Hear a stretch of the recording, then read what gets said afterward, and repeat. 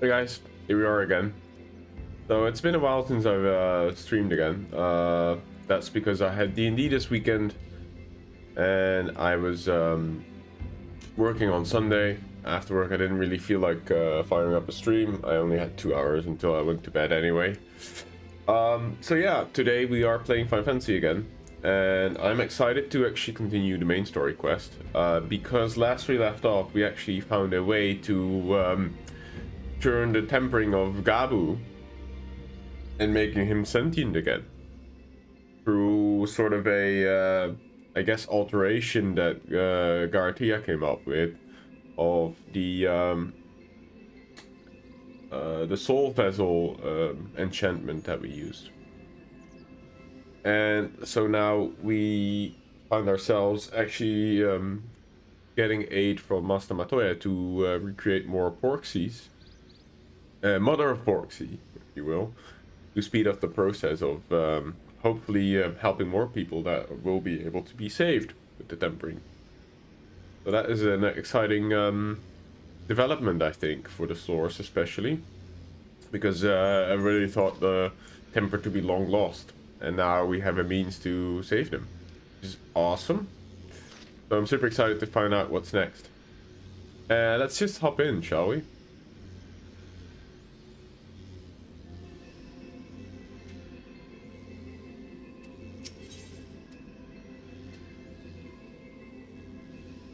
I hope everything is in order. It seems to be working fine. There we go. Alright. My internet has been acting up a little bit. I don't know why. I think it's because we're changing from a provider. My provider has been bought out by a bigger company, and they're doing like a move, I guess.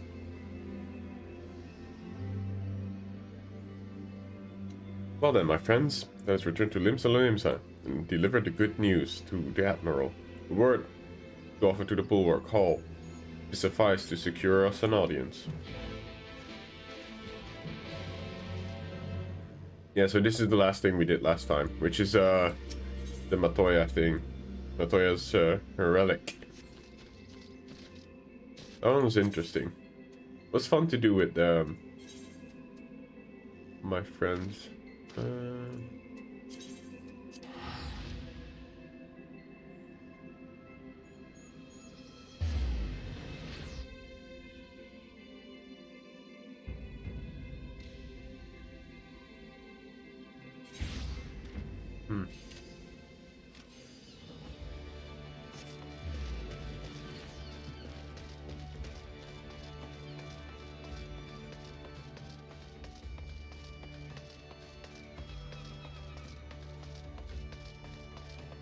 It's not so crowded this time of day. I guess there's just not a lot of people on.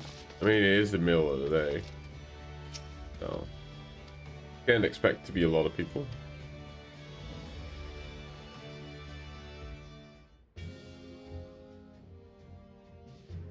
Here we go.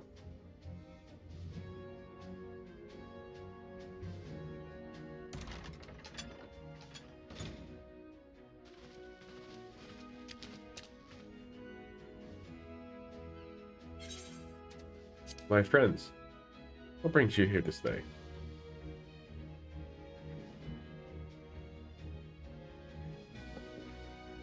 Is this true? By the Navigator, cure for the tempering. As often as I've been in awe of you, Scions, I would not have thought of it possible. And yet it is, Admiral. You've done it. Here in Nimsa, production of the more familiars has already begun. You have my thanks, truly.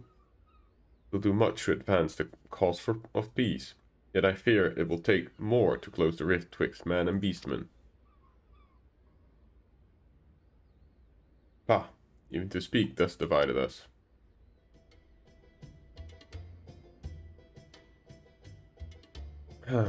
Welcome as it is, a cure will not guarantee reconciliation between our peoples. For though summoning and the tempered may serve to fuel the conflict, they are but the symptoms of it. Fair? We were able to resolve the primal problem once and for all, we must address the cause.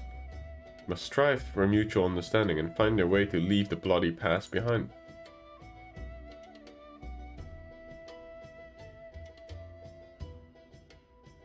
It was I who moved the Alliance Renew to push it for peace.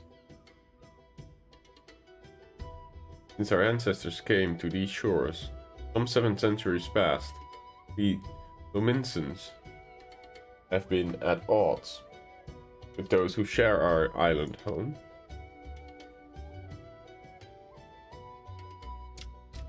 Save for a brief moment of cooperation with the kobolds, our history has been one of nigh constant territorial squabbling.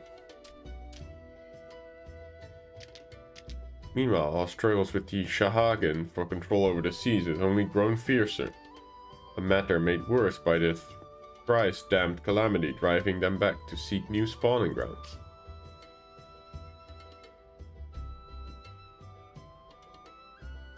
With survival at stake, each had no choice but to fight, and so I dismissed peace as impossible.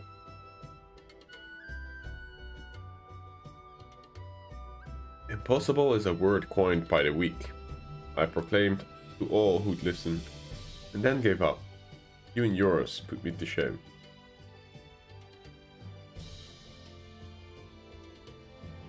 If you led us to victory against the Black Wolf, you have achieved the impossible again, again, and again. And I thought it high time that I followed suit, hence my proposal to the Alliance Council. But no sooner did I reach to our neighbors in Vilbrand than my own people sought to thwart me. Rebellion? You speak of the pirates who failed to attend the meeting. I, acting through a friendly faction among the kobolds, intend to seek an audience with the prominent patriarch. The bloody executioners would not hear of it. In their absence, send a message to the rest. Though they are but one of 3 pirate powers, they are the greatest, and any attempt of peace would founder without them.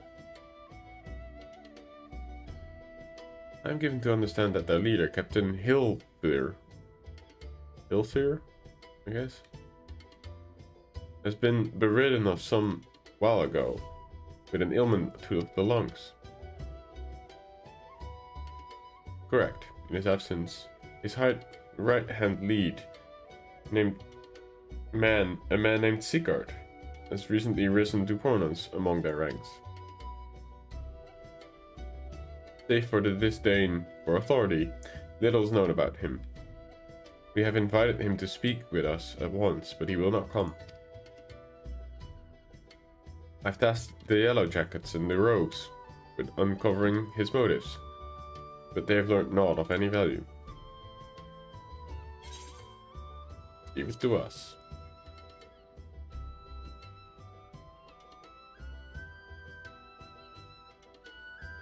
God knows for the truth. Whatever this Sigurd wants, we'll find it out.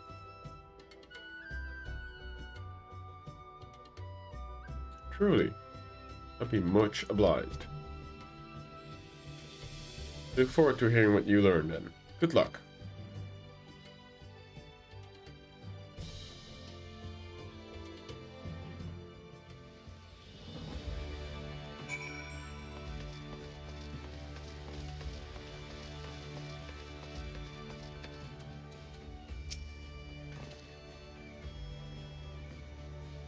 Away from first step, I suggest we split up and make inquiries around town. Someone must know about Sigurd. We could approach the pirates, Mordai. The rest of us will seek out the merchants and adventurers. Right. Let us go talk to pirates. Ah, they're up there.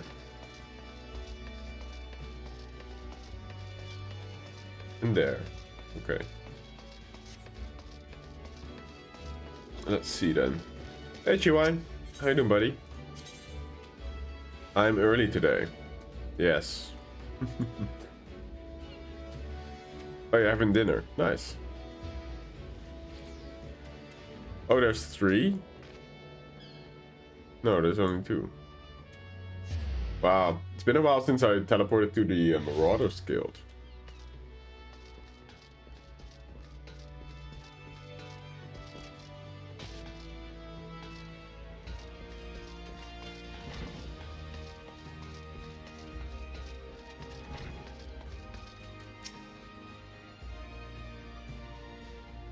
You're the secret, are you? As am I, my friend, as am I. That I know nothing of the man, save the bloody executioner's experience a marked improvement in their fortunes after his promotions. Quite how he achieved this matter is a matter of some debate. You know, the telesocracy permits to attack only Guardian vessels. Yet these have all been vanished from the seas since the Empire turned in upon itself. In order to adapt, we Krakens have taken to trading with the East, but the executioners are less forward-looking. I cannot imagine they would be willing to abandon their old ways. So, how, then, are they lining their coffers? Whatever their secret, they are not like to share it with their rivals, but mayhaps you will have more luck.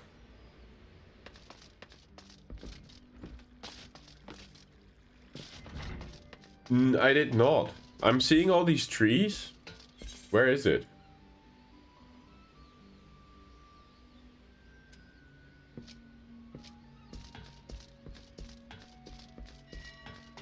Doing pretty good.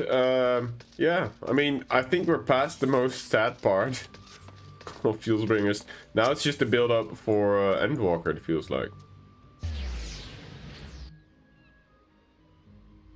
Is the little lady event here? Because usually events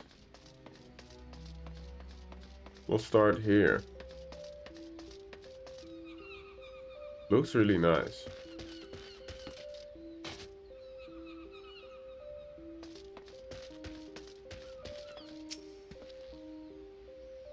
Good day to you, adventurer. Any questions regarding the history of Little Lady's Day? I am at your service. Once a year, when the peach blossoms come to bloom, Eorgia celebrates all the lovely and spirited young maidens who bring such joy to our realm.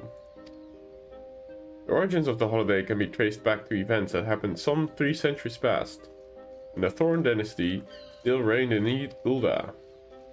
The plucky princess Idvia, tired of being sequestered within the palace walls by her overprotective father, a Sultan Baldric Thorn, exchanged garb with a miller girl and wandered off into town in search of adventure. Upon learning of his daughter's disappearance, the Sultan was stricken with panic. He summoned the palace guard, down to the last man, and ordered them to tear the city apart to see that no harm befell his precious princess. And tear the city apart they did. The poor miller's daughter, who assisted the princess in her escape, saw his house nigh ripped from the ground, while the family was threatened to imprisonment and worse.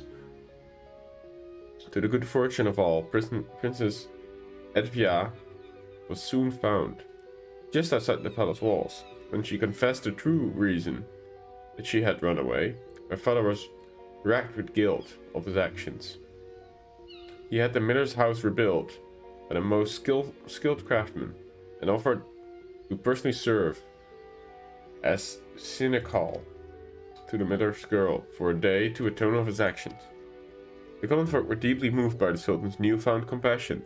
The Sultan himself, vowing to never forget the lesson he had learned, declared that each year he would serve as a Sinekal for a younger girl chosen from the townspeople by the law.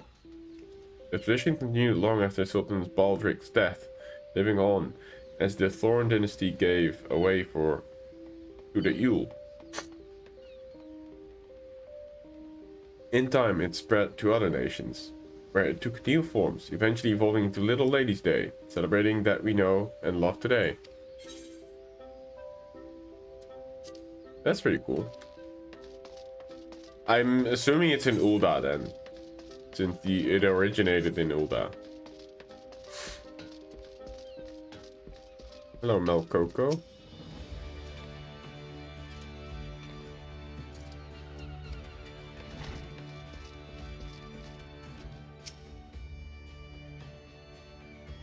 Eh? What do you want to know about Sickert? He's a wily bugger, there he is. Found some clever ways to make coin, they say. Traded it to Manscott Place, Hilverside. God damn these pirates. Also, does this one have a mustache? Oh no, it's just a toothy grin. Or white lips. Guess white lips. There was a time when we raised the executioners for our pick of the Empire's fleet, but the Guardians are gone. And the days are gone to half of them. Owing to which, we've all of us to look for other ways to make ends meet. Let's jump a bulge rat like Sigurd Landing, the juiciest, whatever that may be. Now that we sirens are struggling, mind, we'll do enough garden fisting, fishing boats from the fishbacks and other beasties. Get to pick the first produce the trouble, you see, quality stuff, and at a bargain price. This we pass to our sisters so we can sail on account getting old. Or wound it up with child. And they cook it up and sell it for a pretty profit. Simple. Oh, I miss the old days. Don't get me wrong. But when I see the girls with the little ones, I think to myself, well, have a peace and quiet ain't a bad at all. Starting Ulda. Alright. Oh man, that is a cool.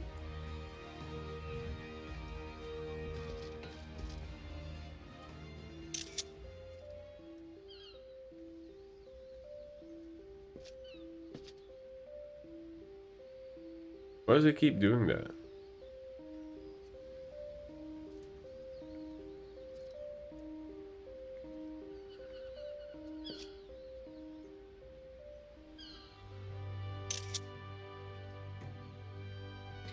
I wonder why it changed music just then.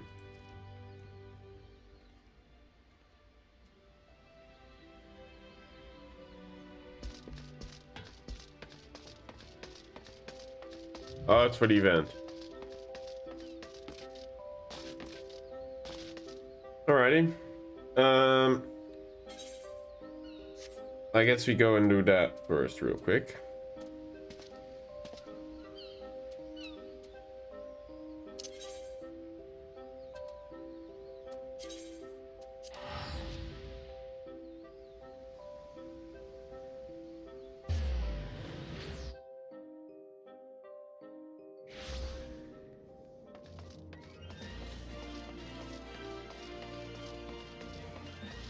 Yeah, I love how the sun came through the cherry blossom trees.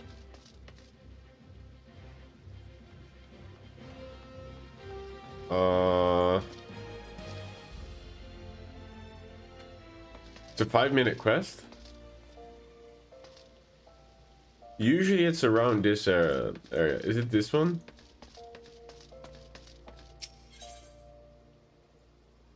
No.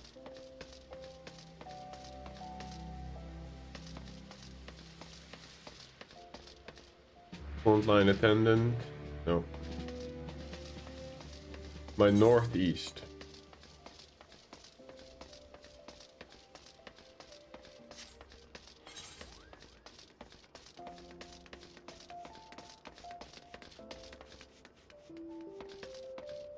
Help me, Lord of the Dance.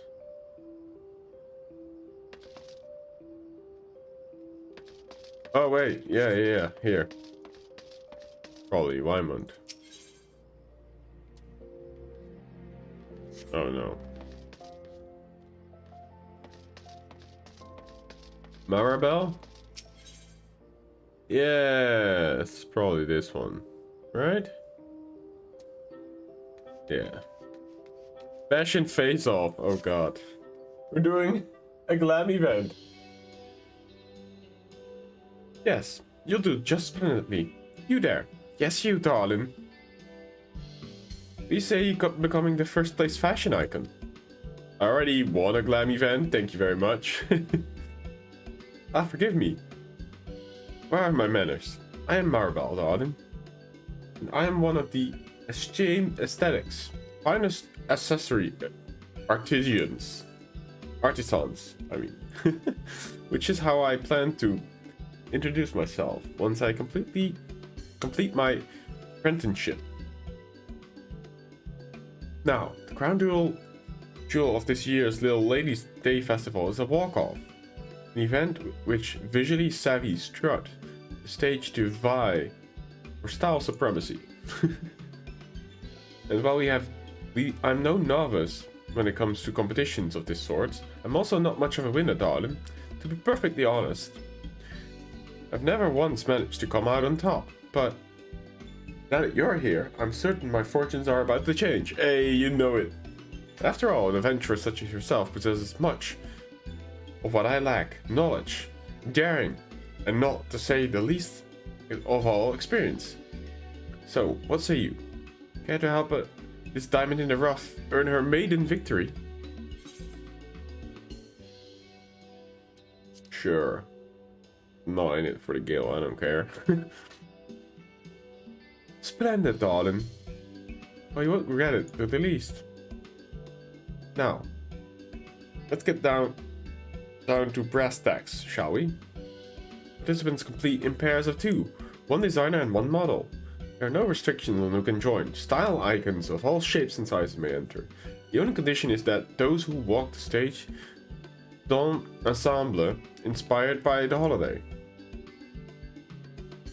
But as far as the theme goes, it's touch broad. Makes it rather difficult to decide on one direction for a costume. Perhaps you can offer some inspiration though. Tell me, darling. What's one word that comes to mind when you think of Little Ladies' Day?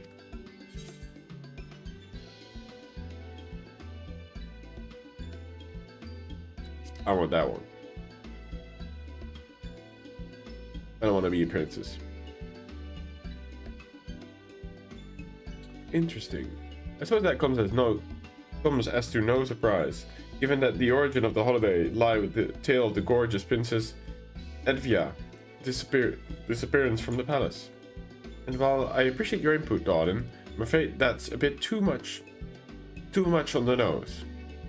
If I'm to create a truly prize-worthy ensemble, I'll require more inspiration. Wait, we could survey the citizens. Yes, that's a fabulous idea. But do not say so myself. Listen, darling, you and I will ask around the people for impressions of a Little Ladies' Day, and then rendezvous at the Esteemed. Savvy? Ta-ta for now. Alright. I thought I was just gonna be your model. Now you have me making inquiries? What?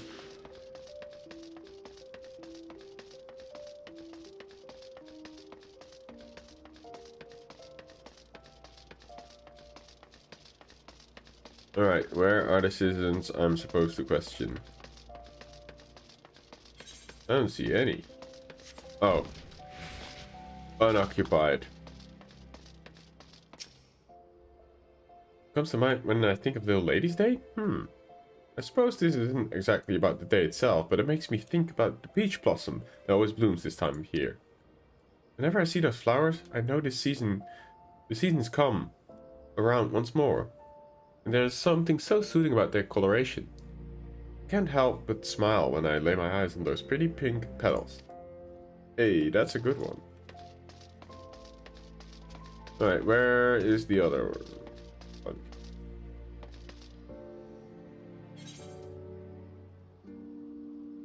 The Killer Instinct, the level 70 quest. Maybe in here?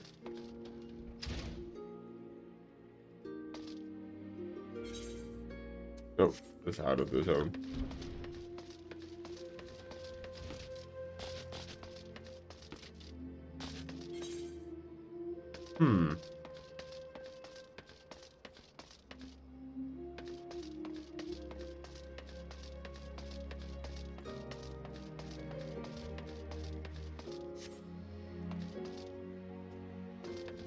Oh, that's the Reaper quest. Oh, Jolly Citizen. That really comes alive this time of year. Why? Just look around at all the decorations strung around the town. No one dared miss the Songbirds' annual show. The entire city turns out to hear them sing. No other festival compares to Little Ladies' Day celebration. Not for me, at least. I don't know if that answers your question, but I hope it helps. I mean, sort of. Where do I teleport to?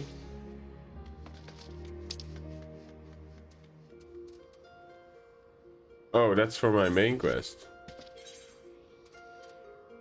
Oh, there's more over there. Oh,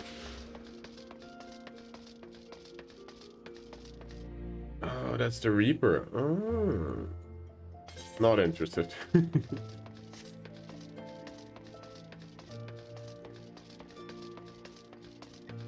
Distressed? Why are you distressed?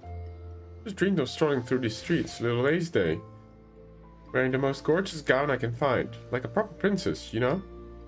Unfortunately, I don't have a proper princess money. And that sort of dress usually costs a small fortune. No choice but to keep dreaming, I suppose. And you look fine in that attire.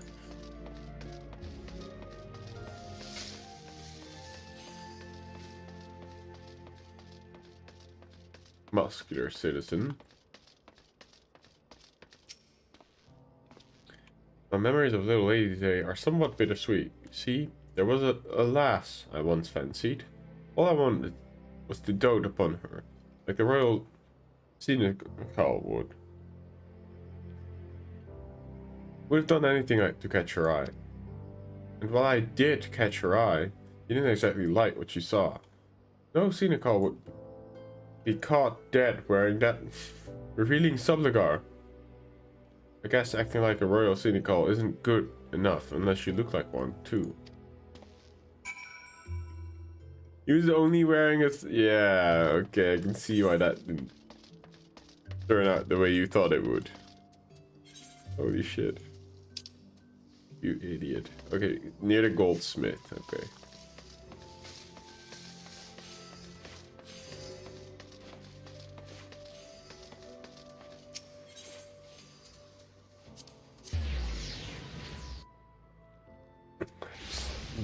Walking around in your subcars. Yep, that is a way to woo the ladies, I suppose. Well, how do you fare, darling? Need anything insightful? I guess so. I see. It more or less aligns with what I heard as well. So many folks here had dreams of fashion grandeur, dashed with impressively expensive pricing. Not a new tale by any stretch, but a troubling one, nonetheless. In that case, what if we were to put together an ensemble that's as alluring as it is affordable? Surely that will resonate with the audience. Yes, I do believe that will work, darling. Just allow me to take some visual measurements first. I need a few yards of this and a spool of that. Right, I'm ready to set to work. Just sit tight while I go assemble the assembly. Assemble the assembly. Ta-ta for now, darling. Okay. Wait for her at what location? Oh. Literally right here.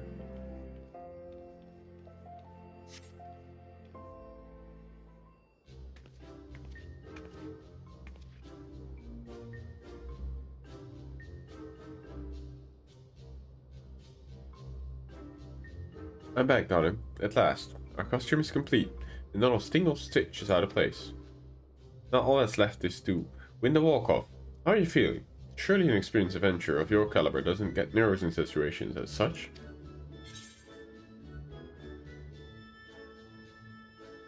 Should I be nervous?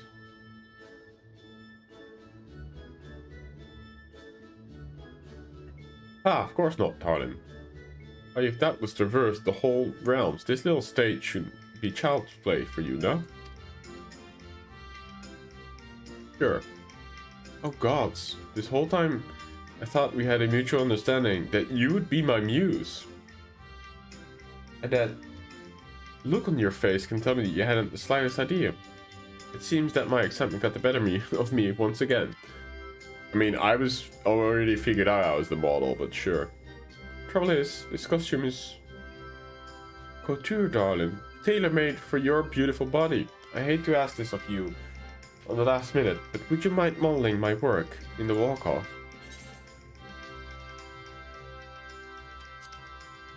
I don't mind. Honor. Let's go.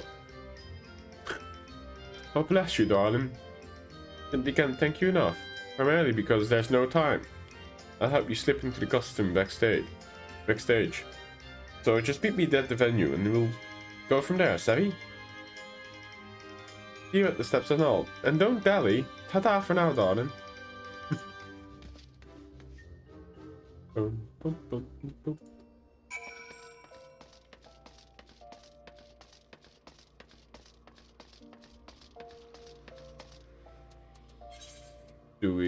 Where do we meet? Yeah, I guess we go steps of knowledge.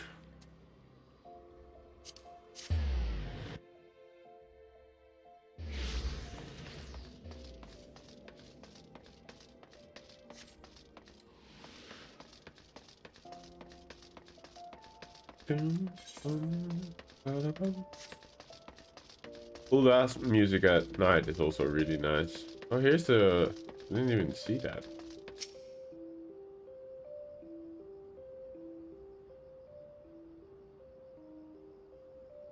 There you are, darling. Time to shine. Your time to shine is finally here. Are you ready to strut your stuff? Oh, by the way, I prepared 2 ensembles for you. One inspired by the scenic hall, and another by the princess. Either should fit you just fine. But do you have a preference?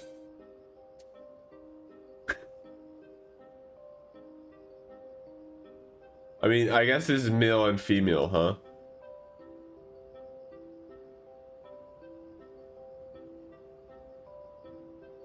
But sure, I'll be a princess, why not?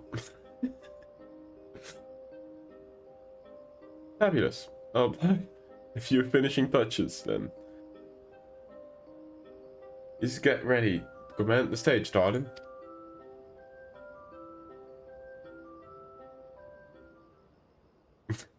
I don't mind. A little cross-dressing never hurts nobody. I bid you welcome and thank you for attending the Little Ladies' Day celebration.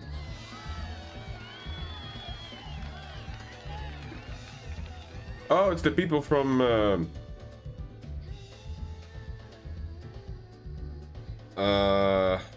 these are from the... He is from the fashion thing in the Golden Saucer. Before we commence with today's walk-off, pray permit me to introduce to the members of the esteemed judge panel. First, we have the host of the Gold Saucer Report, Fashion Report, the style-savvy superstar, discerning eye for a thorny tongue, a masked rose. Next, we have the headmistress of the Goldsmith Guild, an unrivaled artisan of exceptional accessory, serendipity. And lastly, as the resident master of the ceremonies, yours truly shall round out the panel. The in-game fashionistas, exactly, yeah. The winner of today's walk-off shall be awarded with the resplendent crown. Enticing, no? Now then, without further ado, let us welcome our first pair of contestants. True, they're Lulu and Scaffy in game. Oh yeah, look at my pretty dress. You're positively fabulous, darling. Oh, well, you've done it again. Sounds like we're up next. This is it. It's a cool dress. I mean, it didn't really work for me, but hey. Next, we have the 8 pair of contestants. Mordai modeling an ensemble designed by Maribel. Are you ready, Mordai? If so, step forth. and come onto the stage. Oh yeah.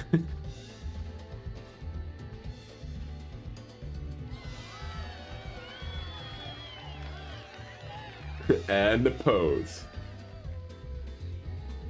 Oh, that's quite unconventional combination.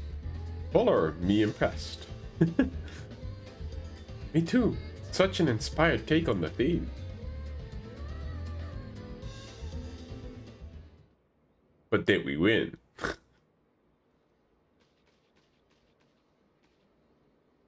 I would like to thank all of you for participating today. The walk-off. Each ensemble was a visual delight. Made this competition a joy to behold, but a challenge to score. A fine problem to have, I should say. Yet after much deliberation, we have settled on our winner pair. First prize in this year's Little Lady Day walk-off goes to Maribel. Entry number 8, Maribel and Mordai. Eminem. Yo, we won. Man, I'm so good at fashion. I keep winning these events. Congratulations to the both. Please step right up this way.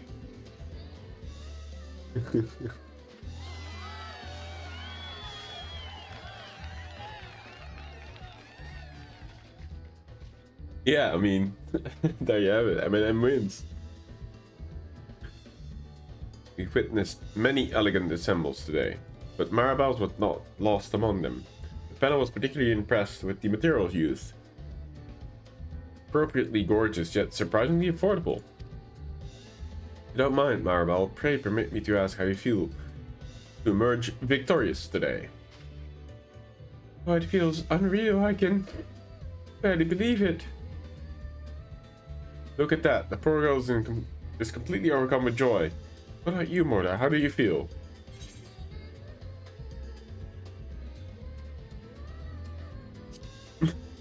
I'm not gonna take credit. Indeed, your assembly was worthy of not only approbation, but the grand prize as well. My sincerest congratulations to the both of you. Now, before we bring the contest to a close, I have one more announcement.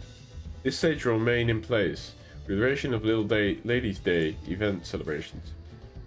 Those who were unable to participate in today's competition are free to ascend the stage at their leisure and walk their hearts content.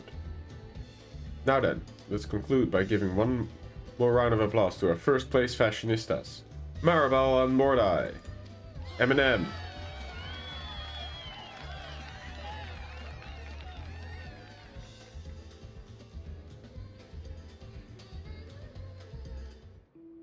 Alright, cool.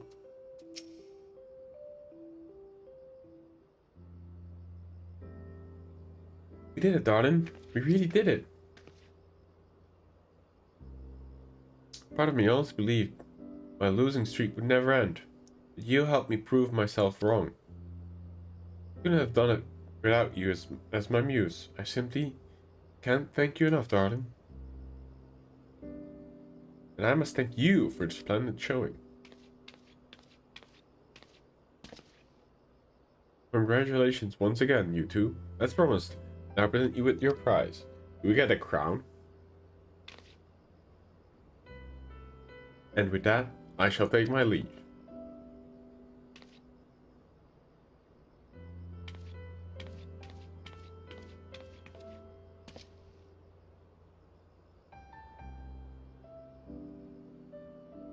Yeah, I still thought I might be dreaming, but now that I look upon this crown before me, the reality of our victory is finally settling in.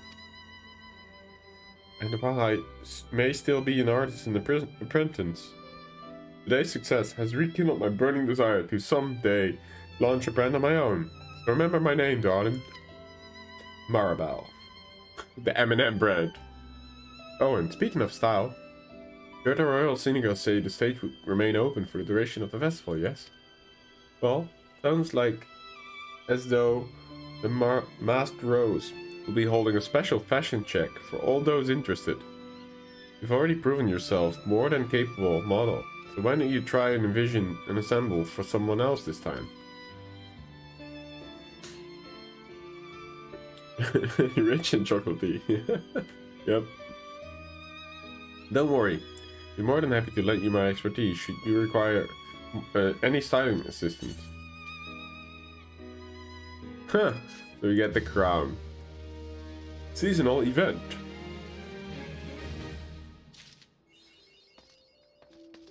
Walk the walk. Do you get a... I don't know.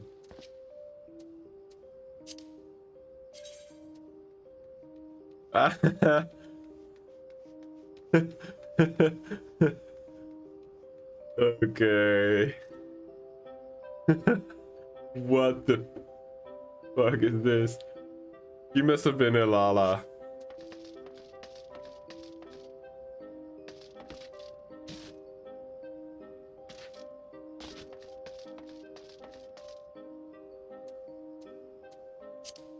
Yeah, it's kind of ridiculous. Is there an...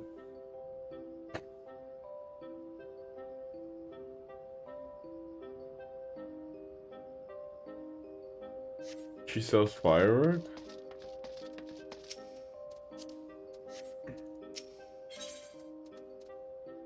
Oh, it's just the confetti.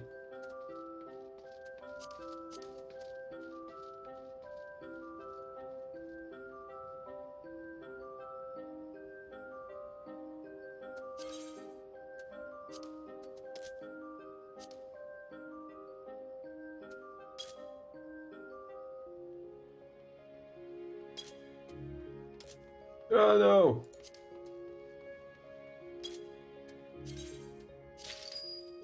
There you go. Ah, yes. Now we can go burst in this, throwing confetti at people.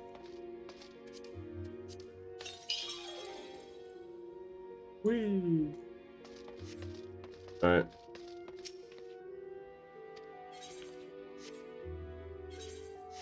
That was pretty nice.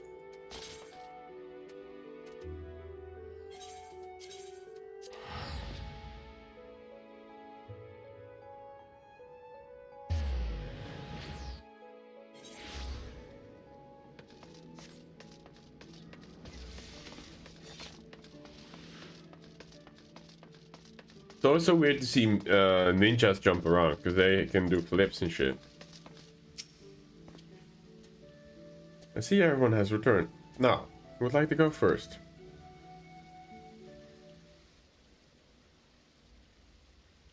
Really, there's more fields. I did not expect that, to be honest.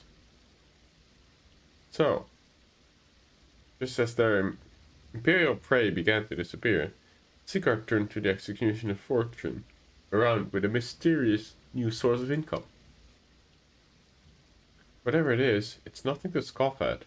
According to the tavernkeeper I spoke to, the crew has been indulging themselves in as never before, but no amount of drink seems to loosen their tongues as to how they are coming by their corn.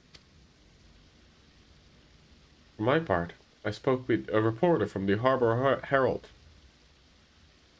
The publication has been investigating the secret of the executioner's good fortune and making little headway.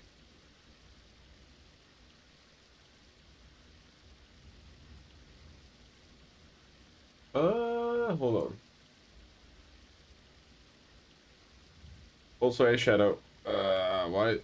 I don't know why this is not working. Oh, there we go.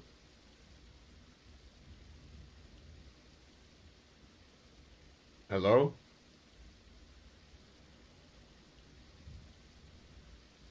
My navi...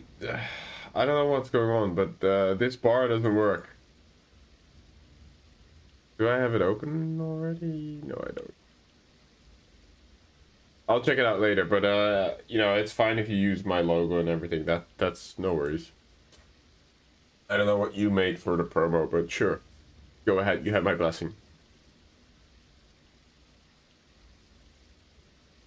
Also, grads on the hide and seek winning.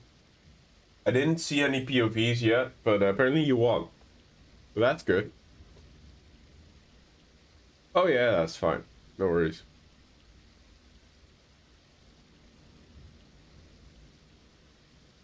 Plainly, the executioners do not wish the nature of their business to be made public.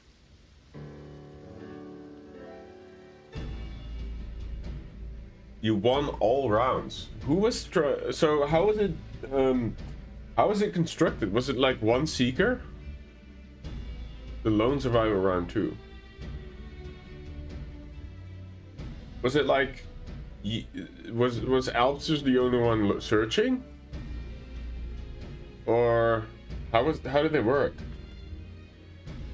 Like, what were the rules? Because that was not included, obviously. One seeker, and whoever gets found also becomes a seeker. Oh, okay, yeah, that's pretty cool.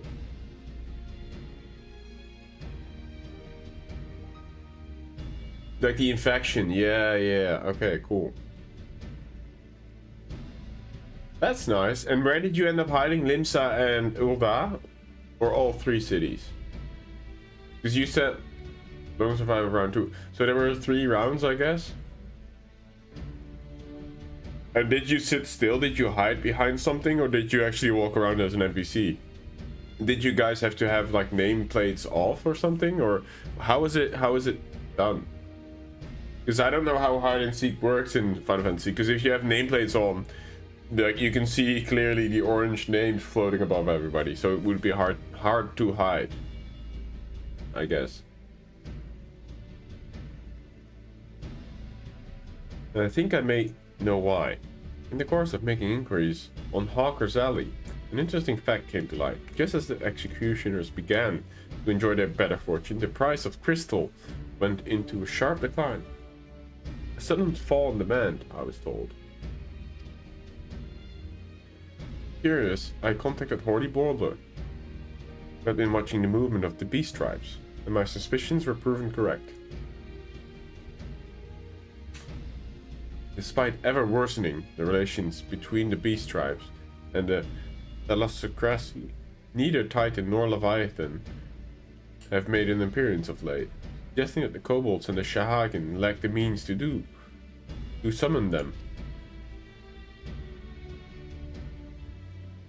You mean to say that the executioners are divesting them of their crystals? All indications point to that conclusion, yes. Though we have not hard evidence of it as of yet, we must investigate this further. Agreed. So how do we proceed? Well, I have an idea about the fact, but in fact, I've already taken the liberty of making certain provisions. Alright.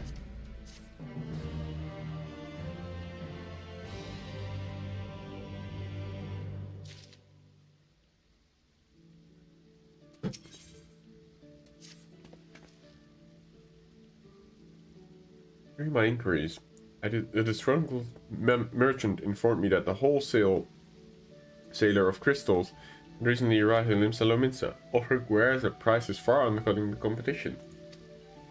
After asking around, I was able to gain an introduction and will shortly pose as a potential buyer in a bid to establish the crystal's provenance.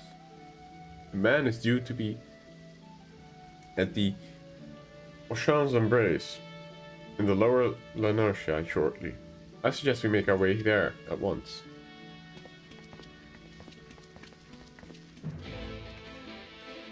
Ooh, he has a top hat.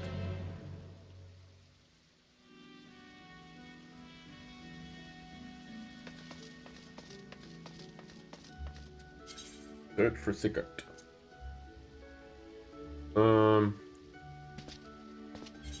Just go to the dry docks, why not?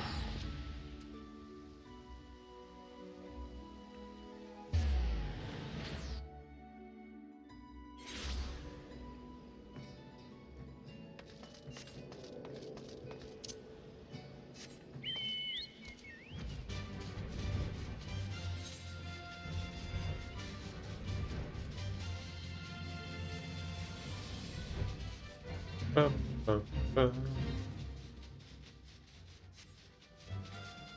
This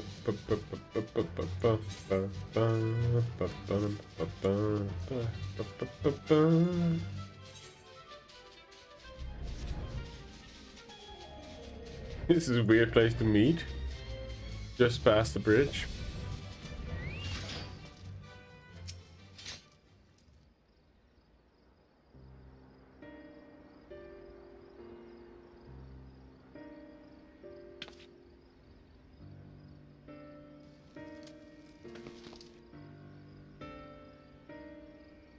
It appears to be a merchant. Wish me luck. Wait, if he's truly in league with the bloody executioners, he will surely be wary of those allied to the Admiral, the Science, not least of all. Compared to yours and Mordai, mine is an unfamiliar face. Let me play the role of buyer. Garrett's right. Even if you aren't recognized on sight, you do look like a genteel mixing with society's underbelly. Genteel? But very well, I'll leave it to you, Gar.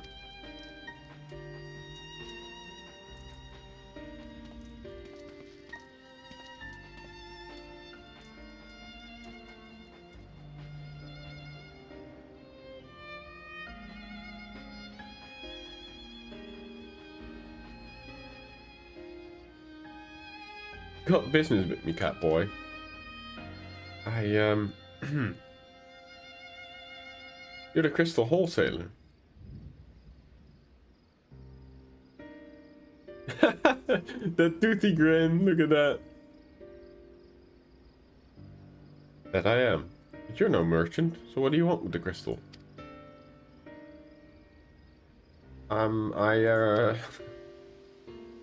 Experiments.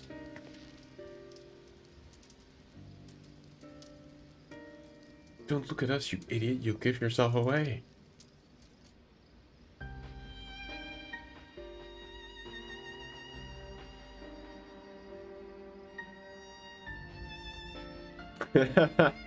Oh, I see. You're a weaponsmith. Am I right?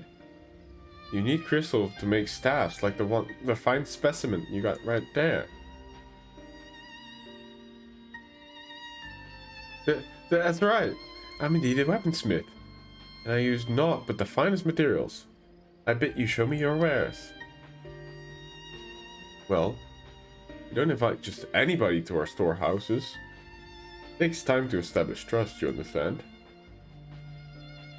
Look, I have a large and urgent commission. If the quality is satisfactory, I will not quabble over the price. Alright then. Explain it. That's no ordinary crystal adorning your staff. I'll make an exception. Come with me. Aha! Foolish. Foolish Lalafell. Ignorant potato.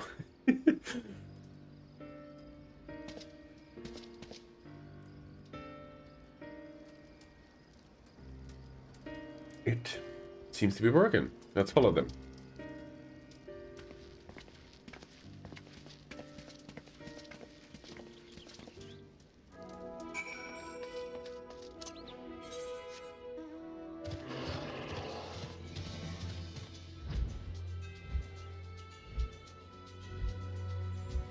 This mount music is so calm compared to what the mount looks like.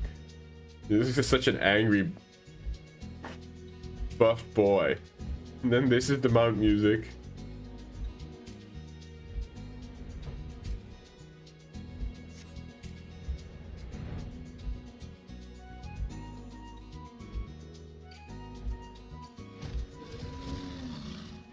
He's very convincing, yep.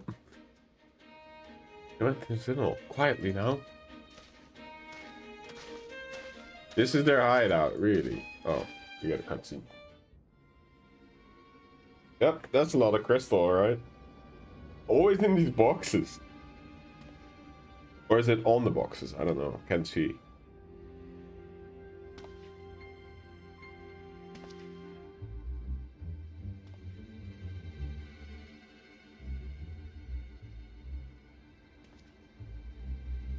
Won't find any finer. Especially not for that price.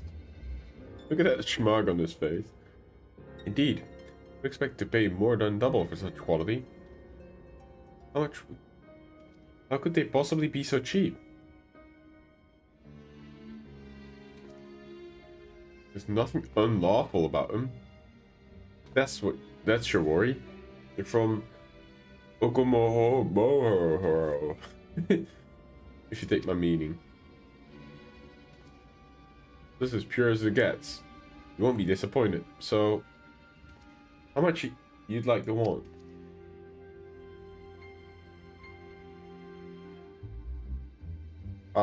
He wants 8 staff, so 16 batches.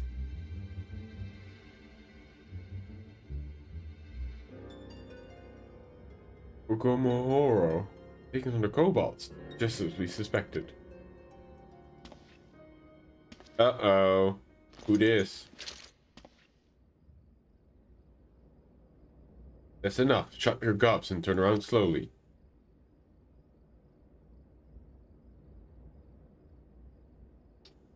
Uh-oh.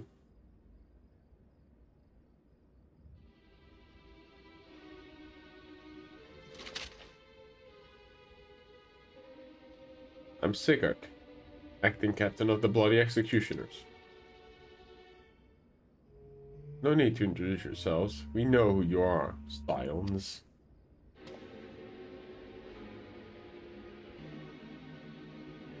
We also know you've been chatting to the Admiral. Got eyes and ears everywhere, you see. Comes with being the only true pirate crew in Limsa. Left in Limsa. So we've established you ain't here to buy crystal. Question is, what are you here for? You're bold to reveal yourself to us without knowledge of our objective, but that will explain your swift rise to power. You've spoken plain, and I shall return the favor. We came here to learn why the Bloody Executioner opposed the Admiral's will. We have our answer. Should Limsa Luminsas make peace with the kobolds, you'd lose your source of newfound wealth.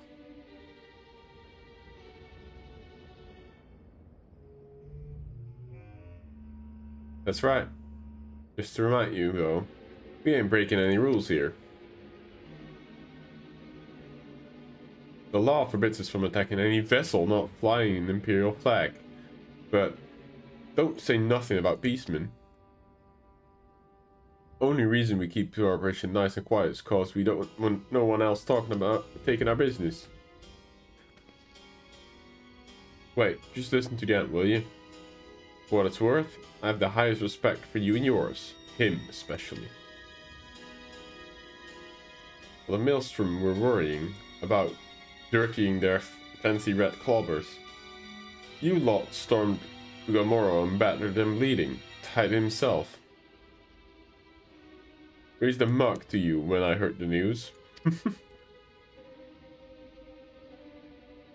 And now we're following your footsteps, making sure the beastmen never summon their stinking gods again. Practically your successors we are. in a way. And there were still Imperial ships about. We did our bit for Limsa and went after him. But the Guardian's gone. There's no one left to ply our trade. On, except beastmen. So let us have that, eh? Only fair. Contentious though some may find your views, it is true that you have broken no laws.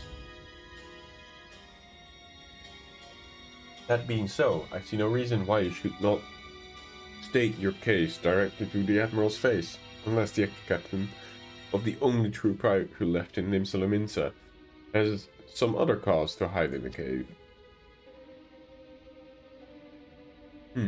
Well said indeed.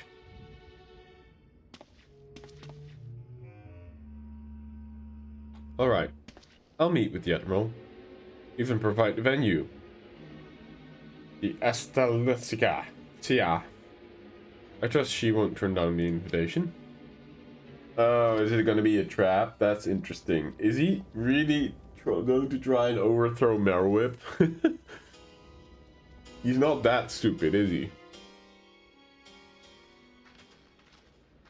I hope for him. For his sake, that he's not that stupid. Or maybe he's just very, what do you call him? Really wants it. What do you call that?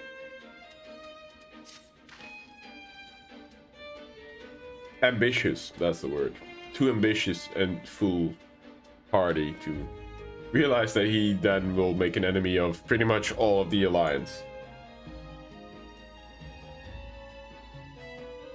I thought myself a hunter, but it turns out I was the prey. A timely reminder that the pirate powers of Limsa Lominsa are not to be trifled with.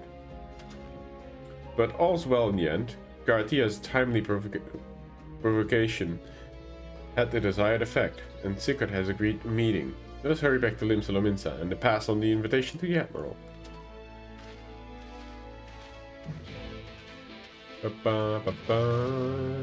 On rough seas.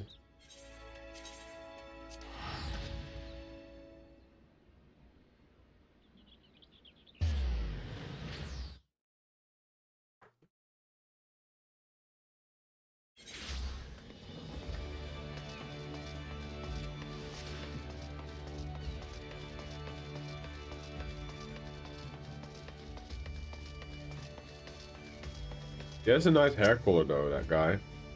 Gart.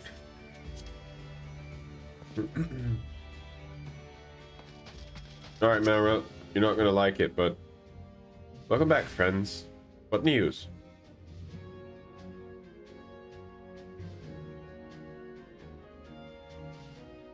I've been stealing crystal from the kobolds. My thanks for solving the mystery, and securing a meeting besides. Suffice to say, I accept Sigurd's invitation, and I would have you join me as my guests. The future of Limsa hangs on the outcome of this meeting, and I would have the signs present to bear witness. Alright, can do. Are you fast forwarding to that moment? Oh, we are.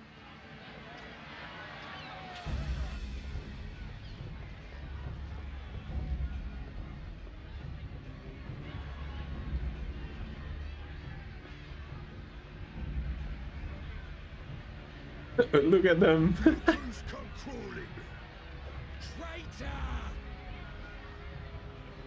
can shove your piece.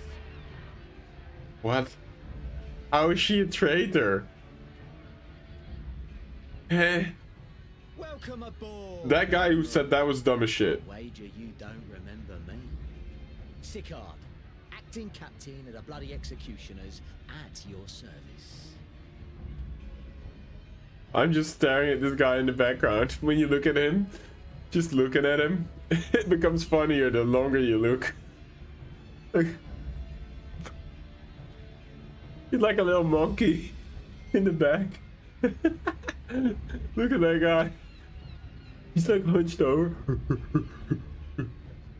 He could even make monkey sounds and it would still be appropriate.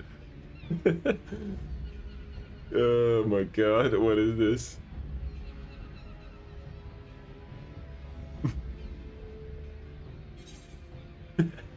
You see it, right? A little bit like that. 'Twas kind of you to invite us. Now, if Captain Hillfear has a message for me, I bid you speak it. We have just the one demand. That you forget this bilge about making peace with the beastmen. Ours is a nation of pirates. Always has been, always will be. Deny us our right to plunder, and you deny who we are. That's true. Too bloody right! But how is that a... Pirates till we die! What we want, we take! That's not how it works. When you're in an alliance, but okay. Piracy has no place in our future. What'd she say? You heard her. Pirates have no place. No, piracy has no Our place. nation has prospered through piracy, 'tis true. Yet it is but one part of our long and storied history. Centuries ago, our ancestors led a failed rebellion and were driven from their homes with little more than the shirts on their backs. In fear of their lives, they sailed south until they came to these shores. Finding the land occupied by kobolds, however, they were forced to turn to piracy in order to survive. And survive they did. But not so long ago, when the Empire threatened to crush everything we'd built, we set aside piracy and joined hands with our neighbors. This too was in order to survive. Hallam. And survive we did. Time after time we fought the Empire, and time after time we won. And through trade with our newfound allies, we prospered more than we ever did through pillaging and plundering. The Empire Yeah, imagine on the that. brink of collapse. If they were all still true Now, Vikings, yeah. provinces like Wurlit and Bosnia and many others will regain their freedom. When they do, our matchless fleet will lead the world in a new golden age of commerce. The tides favor us, and the ocean beckons with her vast bounty. But if we cling to the old ways, this great ship we call Limsa will trade the boundless seas for a lagoon. Shall we scorn the world's wealth for a plundered pittance then? Or shall we embrace change and thrive like our ancestors before us? The choice is yours. But if we are to prosper in the coming age, the whole of Vilbrand must become our ship, and a kobold and Sahagin our crewmates.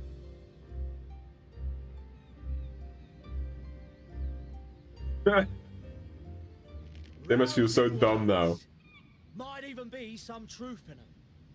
But pirating's all we've ever known. And we ain't about to give it up just 'cause you say so.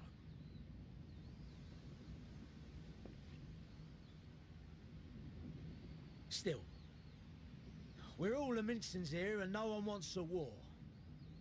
So where does that leave us? I mean, take your ship and leave, Long I guess. before you became admiral, I heard you was captain of the League of Lost Bastards. That true?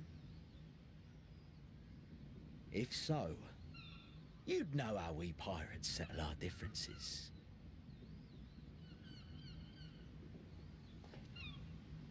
A his, duel. his face in Gorgles is so funny. Very well. As Admiral of Limsa Laminsa, I accept your challenge. He's seriously going to duel her. What an idiot. Oh shit, it's one of those duels. He's tiny compared to her, that's kind of funny. I feel like he has a trick up his sleeve.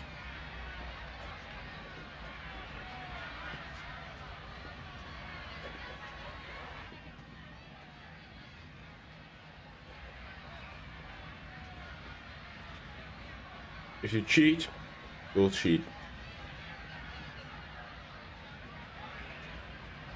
Well, not cheat, but save our friend, of course. Our Admiral.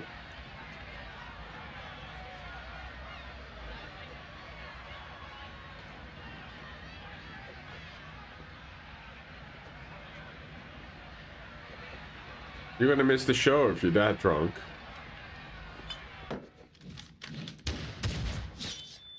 Oh shit.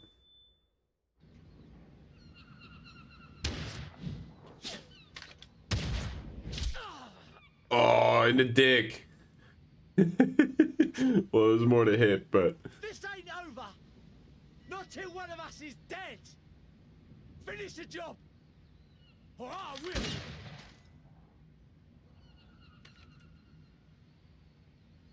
Ah, it's the captain. The actual captain.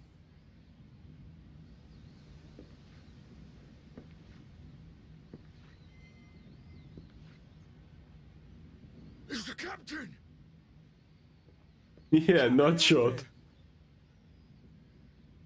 Ye fool! 'Twas over afore it began. Captain! Seems the whelps have been yapping while their master was abed.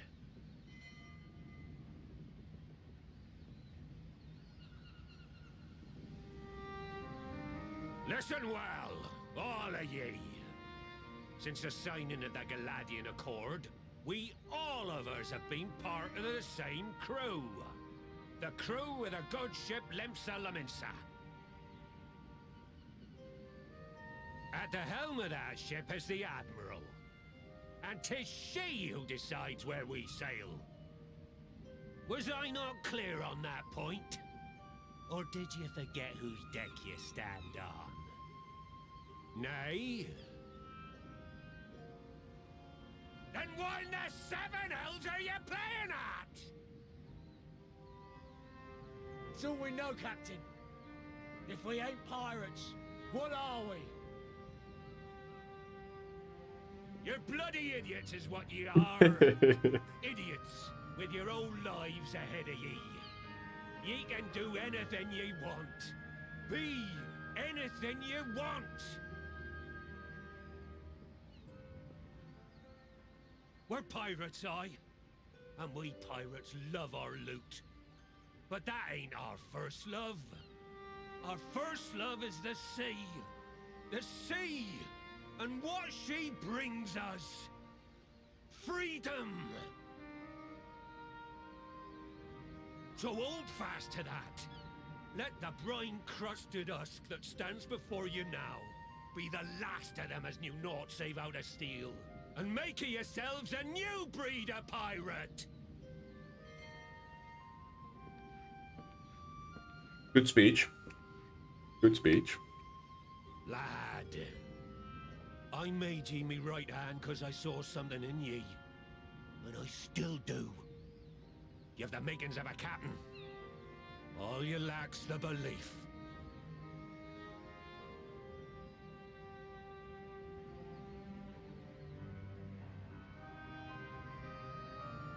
Well now, it seems we're of one mind after all. Apologies for the misunderstanding, Admiral. We're with ye, wherever ye be headed. Overdoing the ye a little bit. You have But my sure. thanks, Hilfir. Very cool dialogue and like. Uh-oh.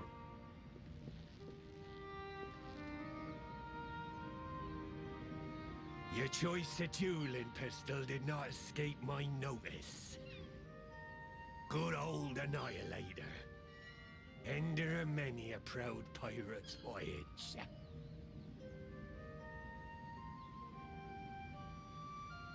Mistbeard's vanished into legend, and it won't be long before I take my rest in the depths. Yet be that as it may, the old ways can only truly die when we've dealt the Empire the telling blow. This be true. There'll be stormy seas ahead, no doubt. But I'm trusting ye to steer us through to the other side.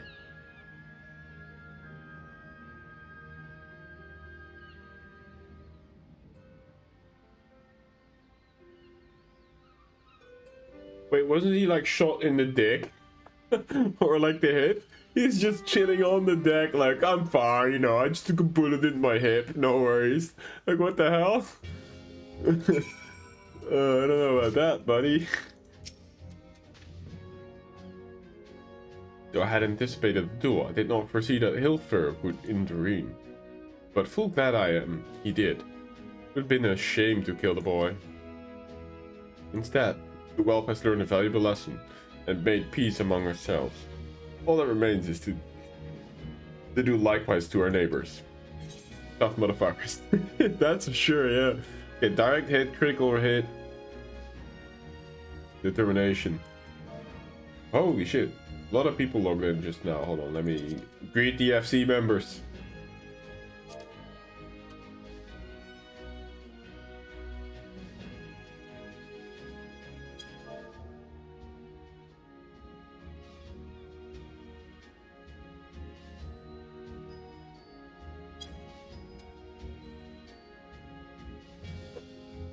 Hit by the flash wound. Yep.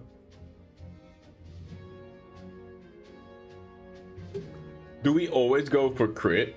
Because I already feel like I have a lot of crit already. In the materia box. Hold on. So I have some direct hit. I have some determination, but mostly... Oh, actually not mostly crit. Never mind. Okay, let's go for crit. Crit's always good.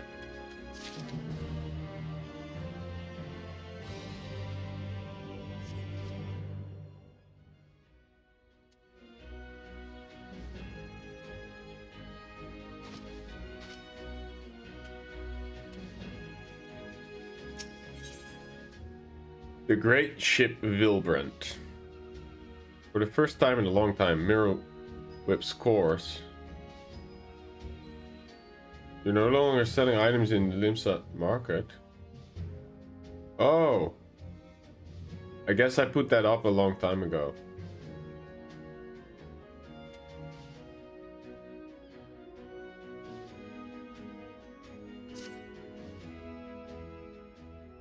Really fair, you won't need the 7 materia, just the 9 and a 10 from Endwalker. Oh. Okay, yeah, fair enough. It's just outdated stuff at this point, huh? Now,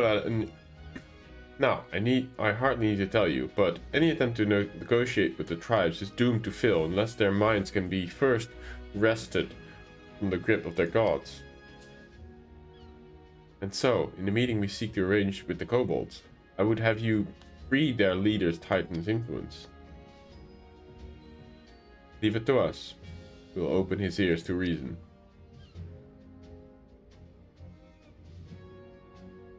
You have my thanks. Ere we proceed, there's something you should know. Some 50 years passed, when the Shahagan swarmed at our halls in the ever greater numbers.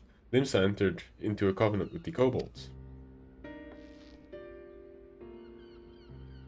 2 men shall go the bounty of the sea. 2 kobolds shall go the bounty of the land. An ostensibly equitable arrangement, conspicuously lacking in detail. Aye, inadvertently or not, the wording was ambiguous. And we took advantage of it, moving in to claim the northern reaches of Lenosha, which the kobold believed theirs. Bloodshed followed. Then bloodshed answered with bloodshed. And on it went, till every ilm of Vilbrant bore the stain of our conflict. This is not a history, you understand. It is present, fresh and raw. And with their kindred's blood yet on our hands, we struggle to regain the kobold's trust, even should we cure their temperate. Admiral, you speak the hospitals we are like to encounter at the meeting, but as things stand, I see no reason why the kobolds would agree to meeting in the first place. And so we must provide a reason. I will restore their stolen crystals to them, and personally deliver the cargo, along with my apologies.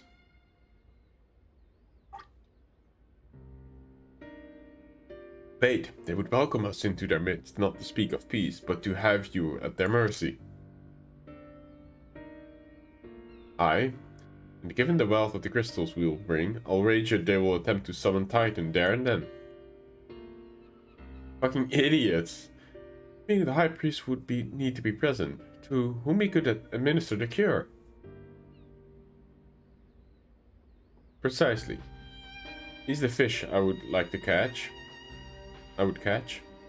But you will not be alone, nay, you will have guards on hand. and they will lay down their lives to protect him.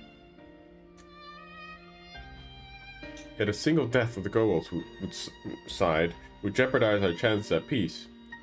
And there, my venture founders. Yet, it need not be. Need not. What if we were to employ the Conqueror's chain?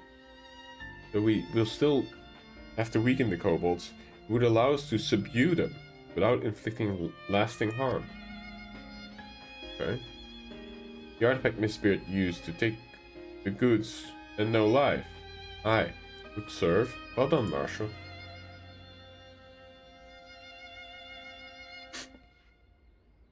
So friends, what do you think of our strategy? The effects of tempering are cumulative, and we may safely assume that the High Priest's exposure to the primal influence is extensive. It will therefore take a great deal of ether to reverse its effect, not to mention time. Time during which Alizé would be defenseless, even should we all look to her protection. I'm not convinced we could keep an entire army of kobolds at bay. Well, I'm happy to take that risk. Not like we have any other choice.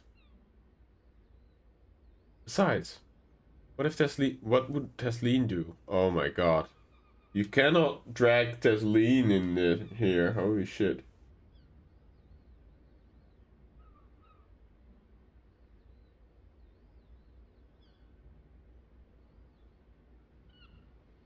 And had I not followed her example, I would have ever found the cure for tempering, much less a chance to bring peace to Vilbrun. So I'm going to cure that priest, or die trying. Damn.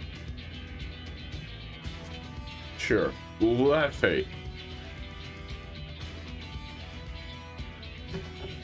Sounds a bit like Mission Impossible, but sure. I believe in you too. You and everyone. I know you'll keep me safe. It is settled then. See to your preparations and make for the camp overlook. We will join you there anon. Oh, damn. Okay.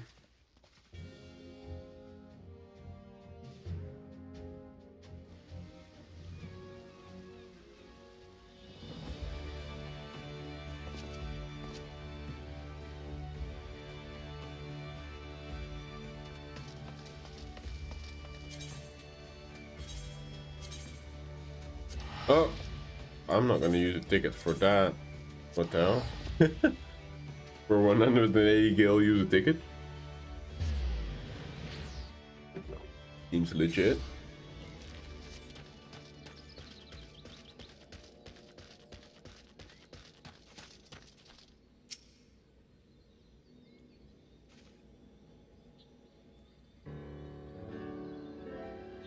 I think I wasn't lying when he said I'd be defenseless. I'm counting on you all to give me the time I need. Our sole purpose will be to keep you out of harm's way. Leave that to us, and focus on your own task. Indeed. Should you want for ether, you need only say the word. Prabhu, did you follow us here? There's something important that I want to say to the High Priest. Express state. Please let me come with you, please.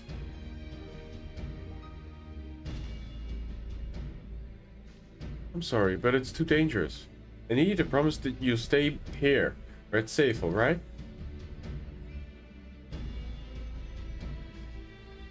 I think he should know. Pretty sure. My apologies for the wait.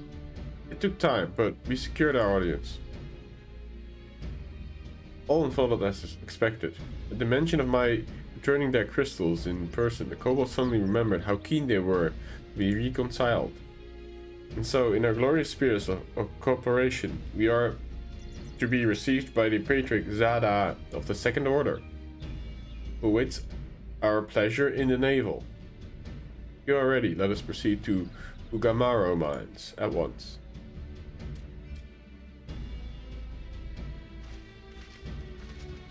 I think Gabu is coming to the rescue. Surely. You'll be like, wait, brethren, what are we doing? Oh. Right.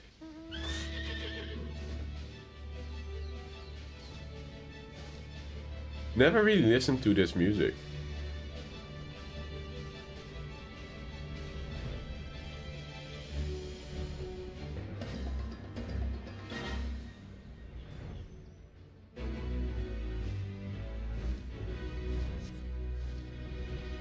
Lower music.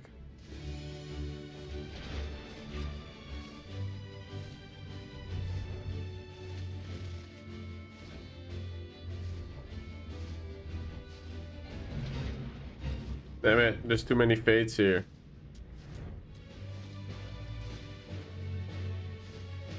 Wait. Did I go to the wrong thing? Ah. Not really, but...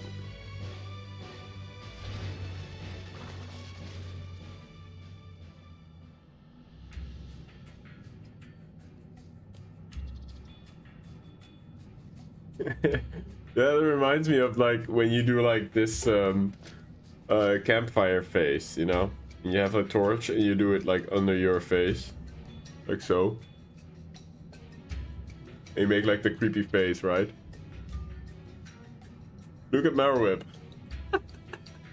We're the same.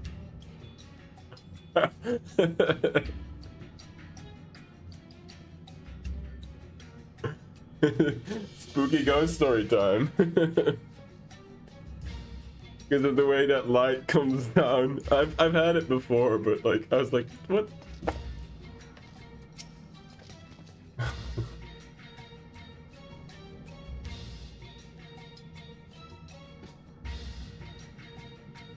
This Etherite will bear us to our quarry. Should he make the summon Titan, as I anticipate, we will halt the server and restrain him.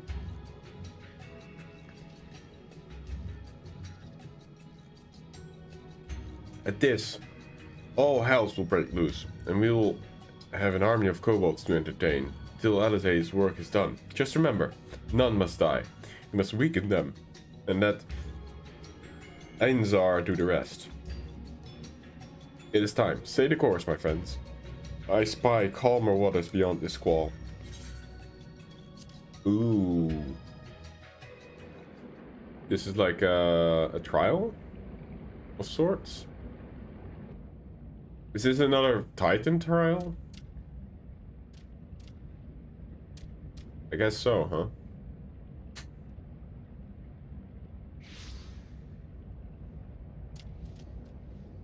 Hello.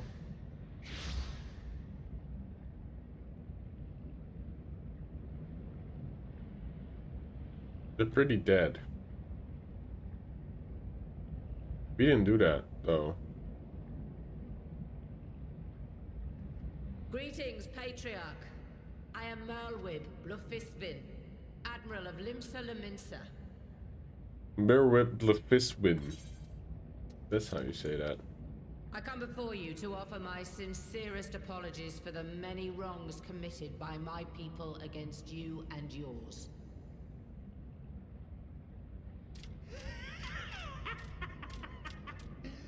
You were foolish to come here. Stupid, unwise, foolish. The Great Father shall have your souls for your folly.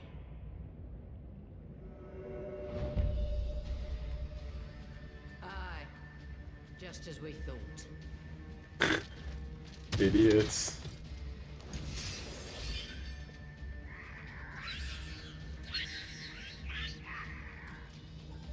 Now, Alizé! Quickly! You don't need to tell me. Porxie! None pass. We must grant her as much time You shall not pass! Alright, easy enough. I guess. Okay, who do we tag? Who wants some?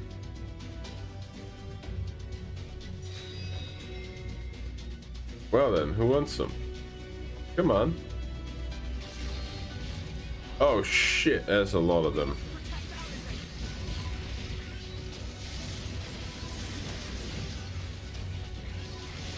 That is an actual army.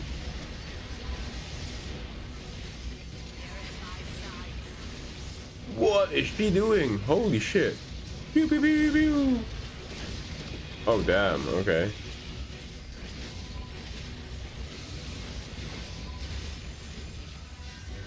No! Why are they not hitting me? There you go.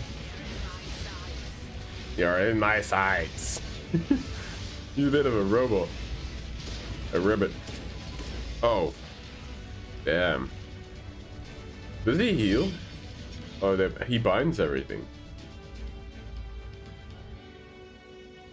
Ba ba ba da da. Ba ba ba da da. Let's go, Angelo. Ba ba ba da da. Dude, I love this jam. Ba ba ba da da. Ba ba ba ba ba ba ba ba ba ba ba da da. Dun, dun.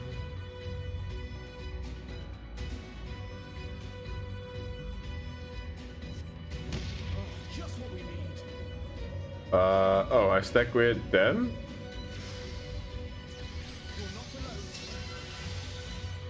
I guess?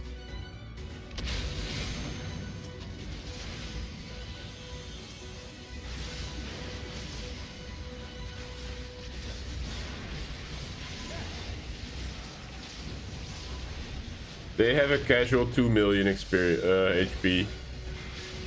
Or do they? No, actually they don't. Never mind.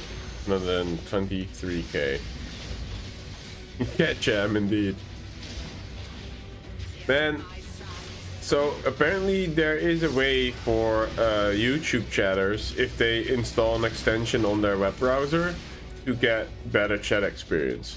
I wish just YouTube would integrate that in their thing, instead of people having to mod or make extensions for Mozilla and Google Chrome to get that to happen.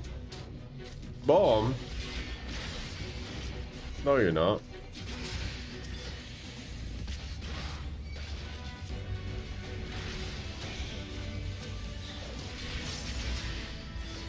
Easy clap. Am I this strong, or is this one just really easy? I have no clue. More! I need more ether. Don't be so greedy.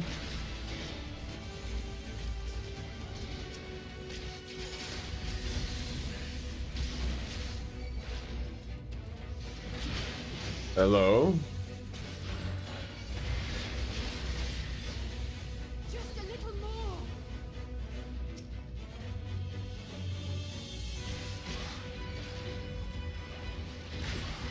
Interject has no effect. I don't think I can do anything here. Oh, he's suiciding himself?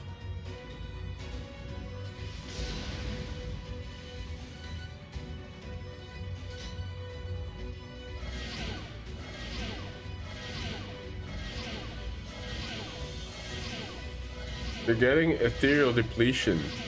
A lot of debuffs.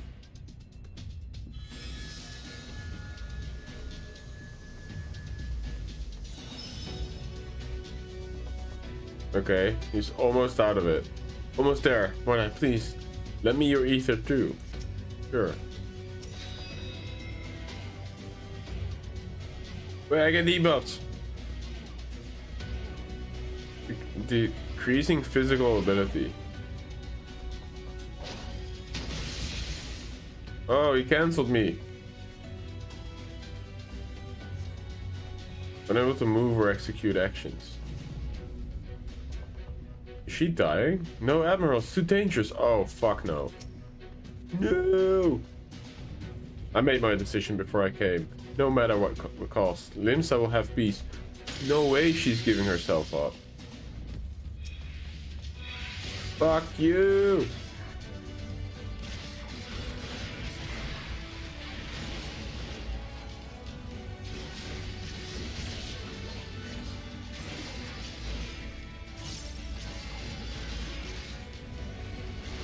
Alone.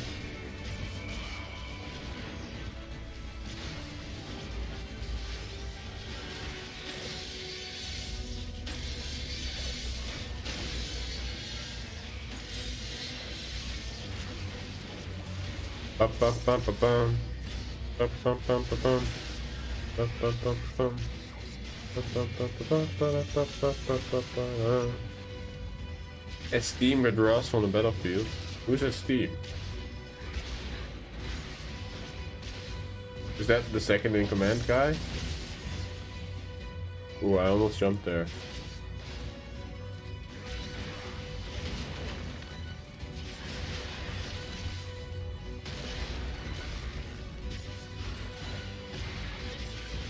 Easy clap.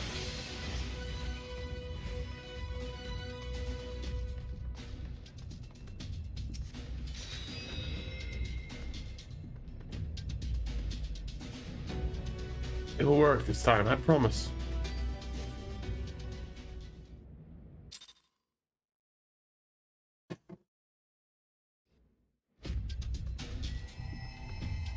Yes, this will do. Here I go.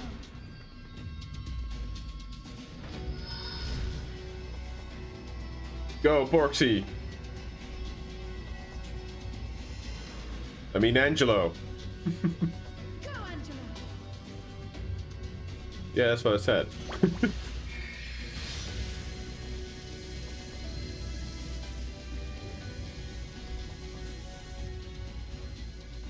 That mask must be so top heavy with the stone statue on his forehead.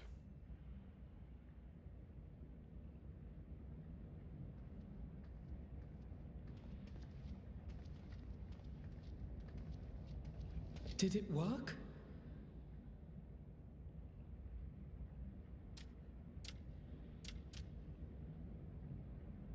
What?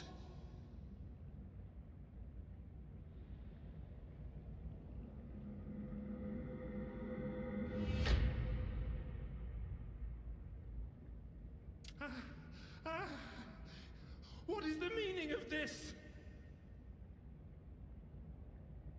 I'm sorry, but they died by your hand. You sacrificed them to summon Titan.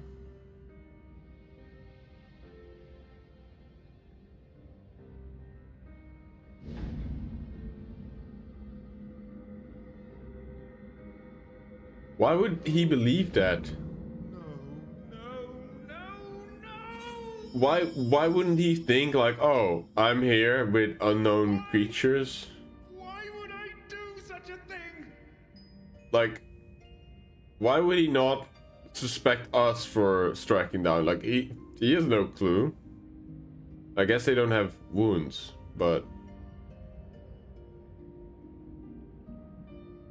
I would not take that from somebody random. But I guess his brothers can sort of attest that he did in fact do that.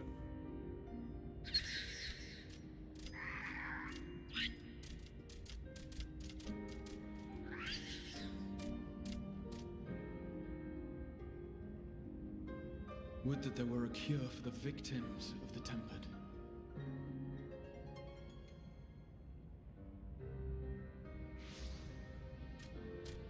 We hear somebody teleport in. Is it Gabu? Ah, it's Gabu. Of course it is. Gabu! What are you doing here?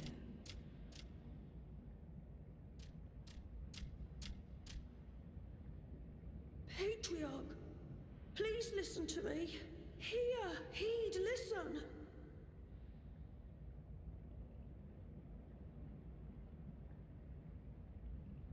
The Great Father we have been summoning is false. He only hurts us and those we love. For a long time, his voice filled my mind. It told me to do terrible things. Awful, unspeakable, terrible things. But I didn't give in to it. And you mustn't either. I wonder if that's how people who have schizophrenia feel like. I'm in too much pain already. So please, end the Apparently they suffering. sometimes hear voices that make them do really horrible things. To themselves or to other people as well.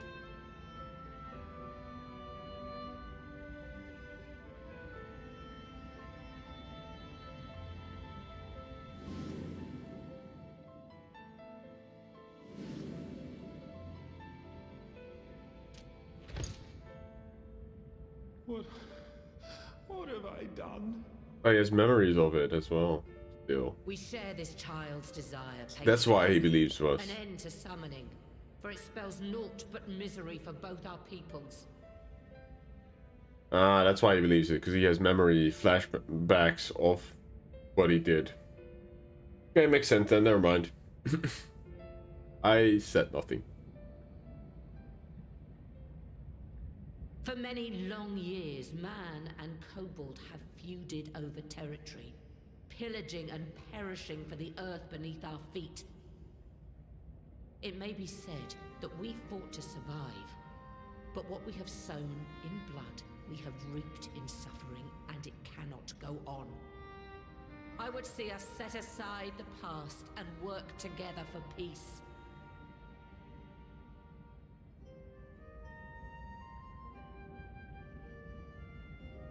It was wrong of me to hurt my own in the name of the Great Father.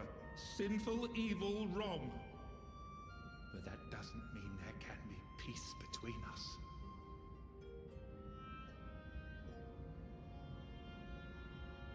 Men cannot be trusted. The bounty of the land was to be ours, and yours the bounty of the sea. But you broke the pact. Violated, breached, broke. Unready as we were, what choice had we but to call upon the divine to rid ourselves of your tyranny? I mean... None, and I do not blame you for it. In violation of the spirit, if not the letter, of the pact, we took your lands for our own. The fault lies wholly with us. On behalf of all Leminsons, I offer you my humblest apology. I pray you'll find it in your heart to accept it.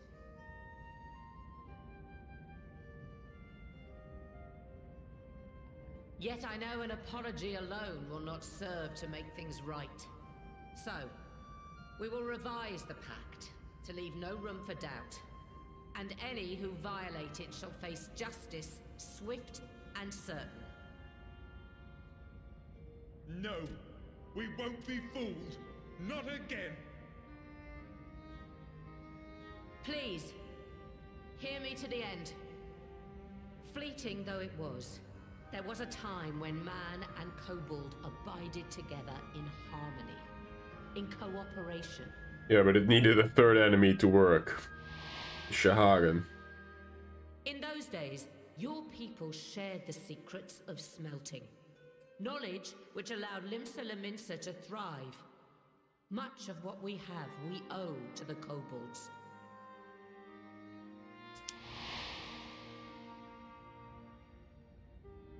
And so, for the good of all who dwell on this isle, I wish to make you an offer. We will bear your people's wares to every corner of the world, and trade them in your stead. In return, we will bring you the bounty, not only of the sea, but lands both near and far. Whatever you desire, the Navigator as my witness, you shall have it. There will be no more man and beastman, just the crew of the great ship that is Vilbrand. And together, we will share in the wealth of the world. If you'll only accept our hand in friendship. That's nice. We want to believe you. We truly do. But we believed you before and you betrayed us. Fooled, deceived, betrayed us. There are bad men, it's true. But there are also good ones. And the ones before you are the best of them. They were always kind to me. Caring, nice, kind, and I trust them with my life. Hey, Taro. Oh, you're doing Eureka. Oh. Good luck with that. Hope you find what you're looking for.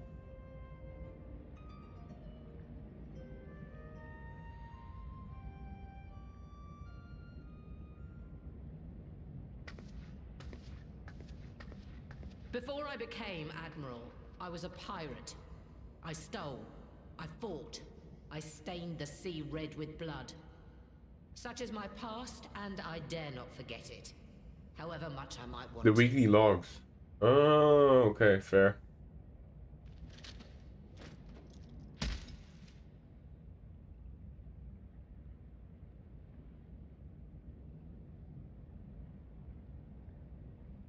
That is death penalty. The pistol I used to pass judgment on my own sire when he fell thrall to Leviathan and betrayed his comrades. It's loaded. If you were to point it at my head and pull the trigger, I would most assuredly die.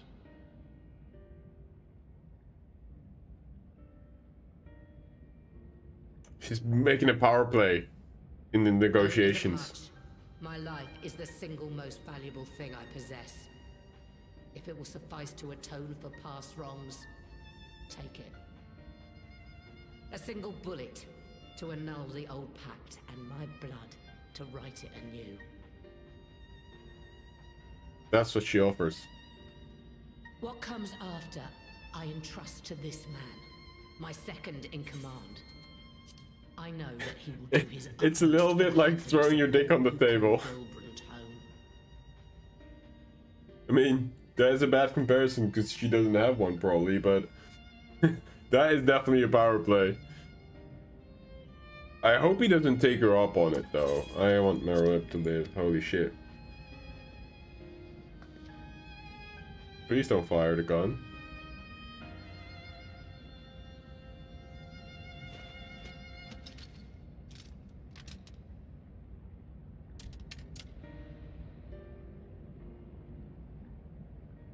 It wasn't even her who did that, but okay, no.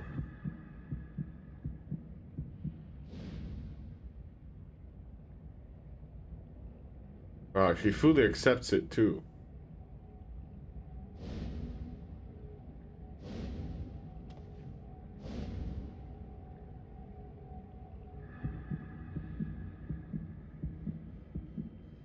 Don't do it.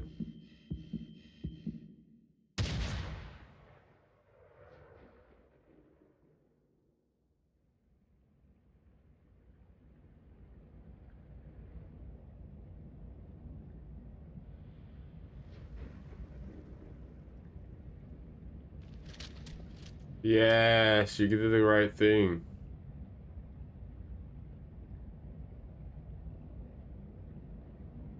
Power play was success. Cool.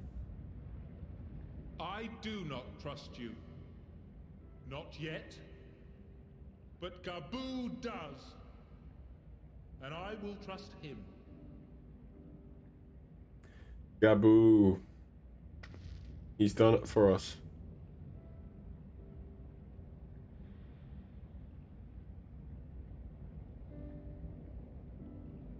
We want you to know that we respect your faith.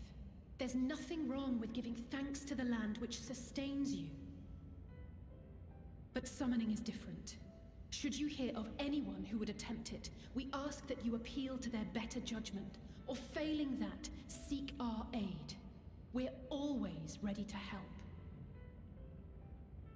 No more icons. Many and more of my brethren are yet enthralled to the Great Father, just as I was. If you could free them too, I would be grateful. Appreciative, thankful, grateful.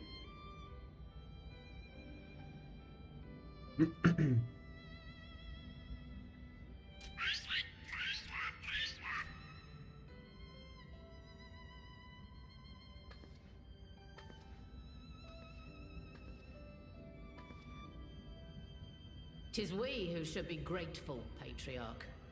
I thank you for affording us this chance. That actually almost sounded a bit like old Merlip again.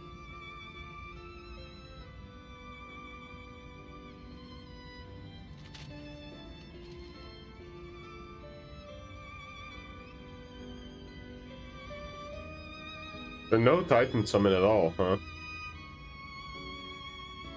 I thought this was going to be another trial of Titan. But Titan has already been used in the MSQ like twice, I think.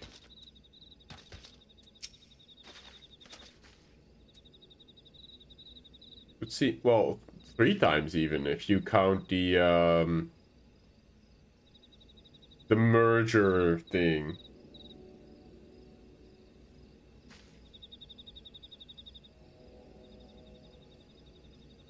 Titan was, when he was a droid, like, he had armor on and shit. I don't know what you call that one, but... It seems we have found a way forward with the kobolds. Next, we will help the Second Order to free their tempered brethren from the thraldom. Theirs is far from the only order, of course, and it will take no small amount of time and effort to reach the rest. But reach them we will, however long it will take. I would say that I was in your debt, but that's been true, but that has long been true. So instead, I will say thank you for helping us with the plot of the new course, not only for Limsa Lominsa, but all of Eorzea. What's going on behind my back here? Savor the moment, lad. Your next task can wait. No, it can't. Futures rewritten. I'm sure you will let me know when I can watch the Endwalker trailer, yeah? I feel like we're nearing it, though. Right. Let's return to the Rising Stones.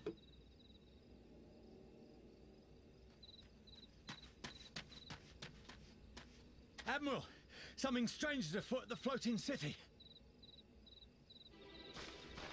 Breathe, man. What is it? I think it's best you see for yourself. Please, come with me.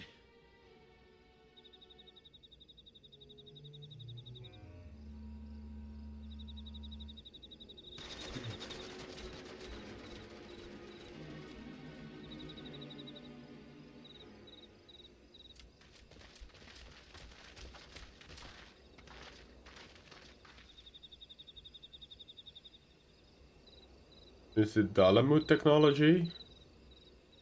What in the world is that?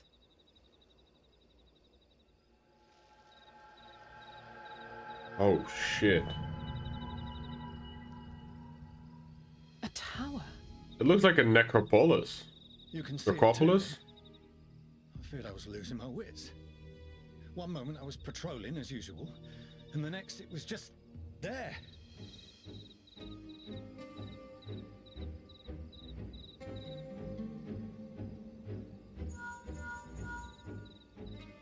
Yes?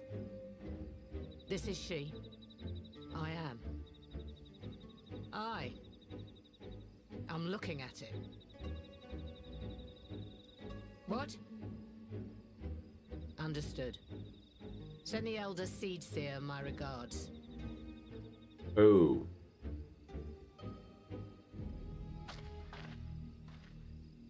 The communications officer. It seems this isn't the only tower.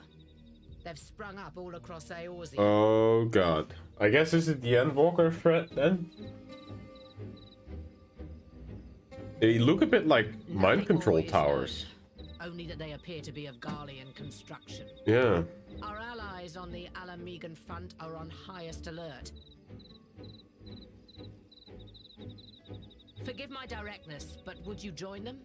They may well need the help. Of course, Admiral.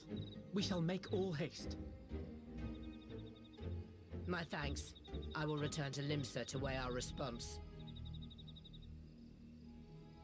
Look for Commander Hext when you arrive in Alamigo, and may the Navigator speed you on your way.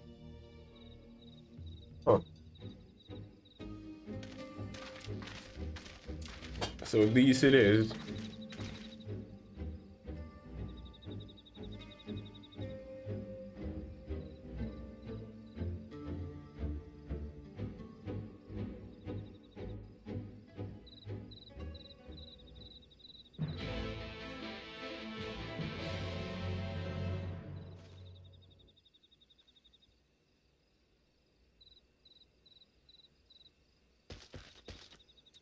Can I fly closer?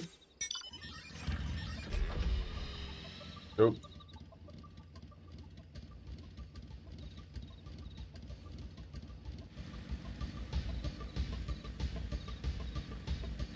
Music of the Fender is really cool.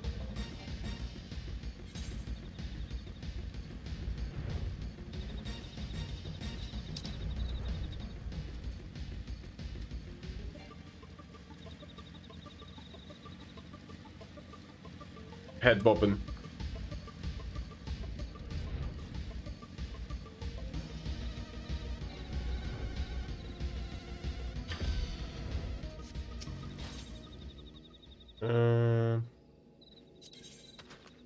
Repair, shall we?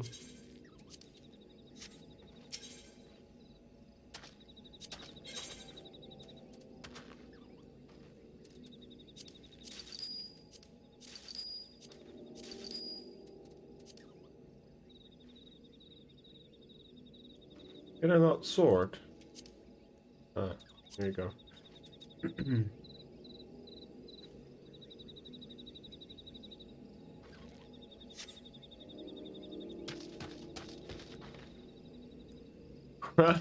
This person's name is literally Fisherman. And they're FC's chore. Probably just a fishing alt then. Fisherman.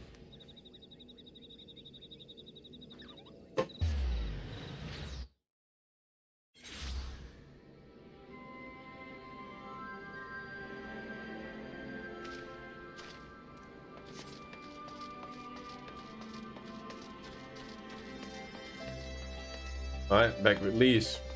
Let's see what she's got for us.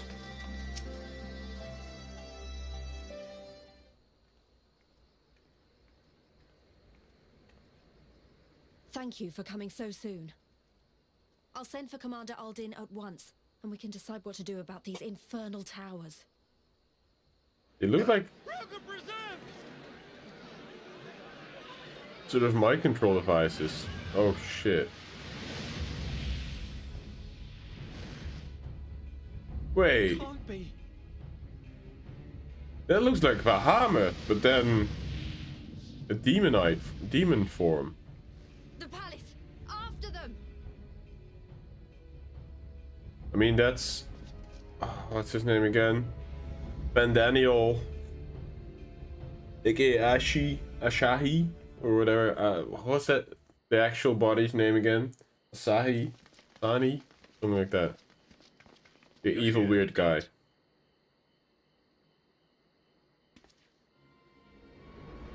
Jojo's sister. Or brother. Rather, not sister. Well, well, well! To be received by such an illustrious cast! Why? Even the hero of the piece is here! I feel quite starstruck. Is that Asahi? Asahi is the name. His body more like. You don't fool us. Oh! You saw straight through it! Anyone would think you dealt with Asians before. Permit me to introduce myself. I am Fandaniel, and may I say what a pleasure it is to finally make your acquaintance.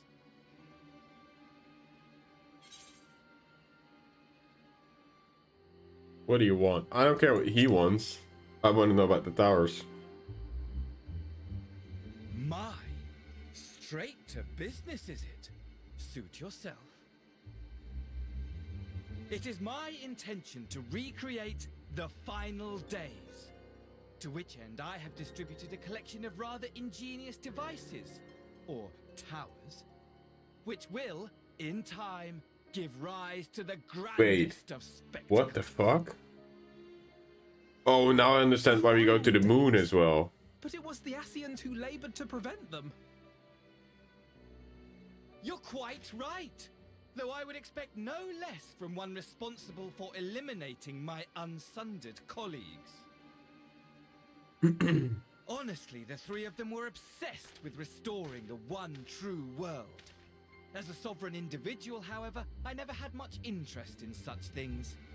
I mean, why bother when you're just another sundered minion?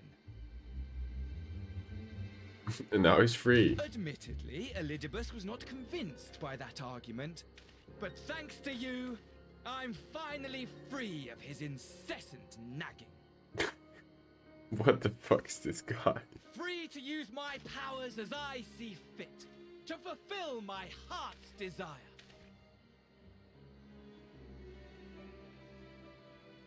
And my heart's desire is to lay this half-broken world to waste, leaving nary a fleck of dust behind! Okay, dude. What? Why would you want such a thing? Because I want wretched creatures who ask such meaningless questions to die! Jesus. You! And you! And you! I want you all to die! And I want to die too! Oh, yes! I want to die and take everyone with me in a paroxysm of pain and suffering! Okay. I'm different, Well. you see. From the ancients who clung to dear life, and from you. Clearly. Yeah, that's what I thought too. You will Psycho. find I have no reason, or creed, or any such tripe. He's just I just want to dangerous. destroy the world. But please do resist with all your might. It will add to my enjoyment. Now then, ladies and gentlemen, keep your eyes peeled, for the curtains have risen on the spectacle to end all spectacles. We, the Telophoroi, shall be your performers, and this very star our stage.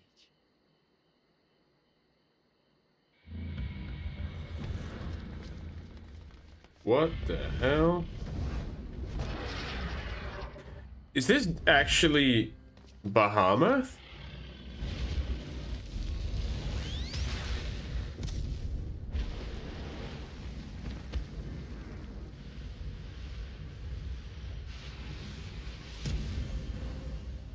Oh boy.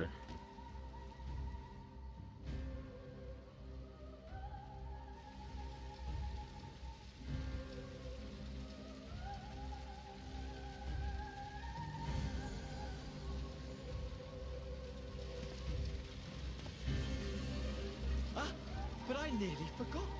I have a message for you. My esteemed patron, Lord Xenos, eagerly awaits you at the heart of the chaos. You joking? While I wish only to destroy the world, he exists solely to relive a certain, transcendent moment with you. And it is for that reason he would reduce all to ash. Pray see to it his dreams do not go unfulfilled. For if you should disappoint him, my trusty companion here, whom I've dubbed Lunar Bahamut, will Lunar burn your Bahamut. cities and everyone in them. So it is Bahamut, but then why lunar though? Doesn't look like a moon at all.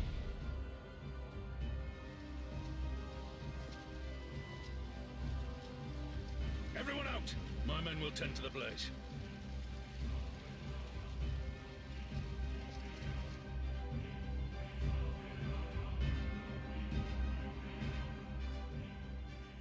Damn, okay, well, that happened.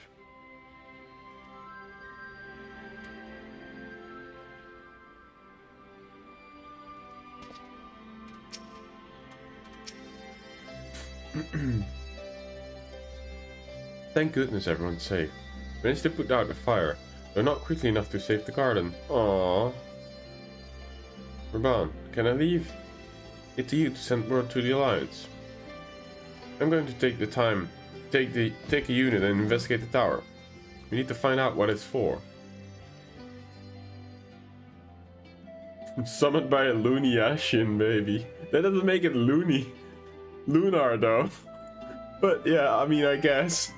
Loony instead of lunar. We'll go with you. No, you won't. You'll rest. What Merylwebs tells me, you're due to some rest off duty. Some time off duty. Should we learn anything about the tower, we'll be sure to share it with you. Until then, I want you to rest. Very well. But if you need our help, don't hesitate. And take care, both of you. I'm good to go. Let's go. Hello? I guess I have to take my rest as well. Hey, Mara.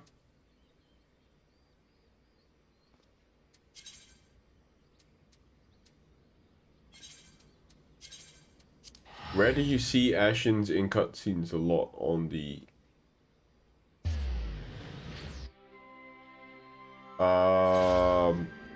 Where I've seen Ashens a lot? I mean, during that cutscene when Elidibus first introduced himself. The one where he actually go to that little...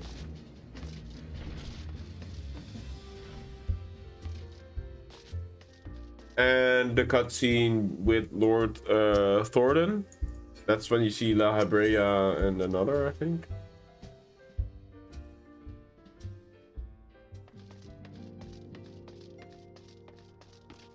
Why do you ask?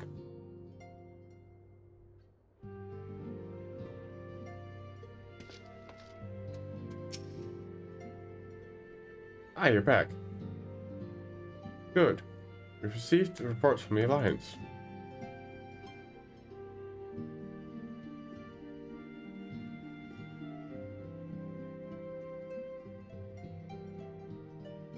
Since we are all here, perhaps those who bore witness to the event of Alamigo could treat the rest of us to the first-hand account?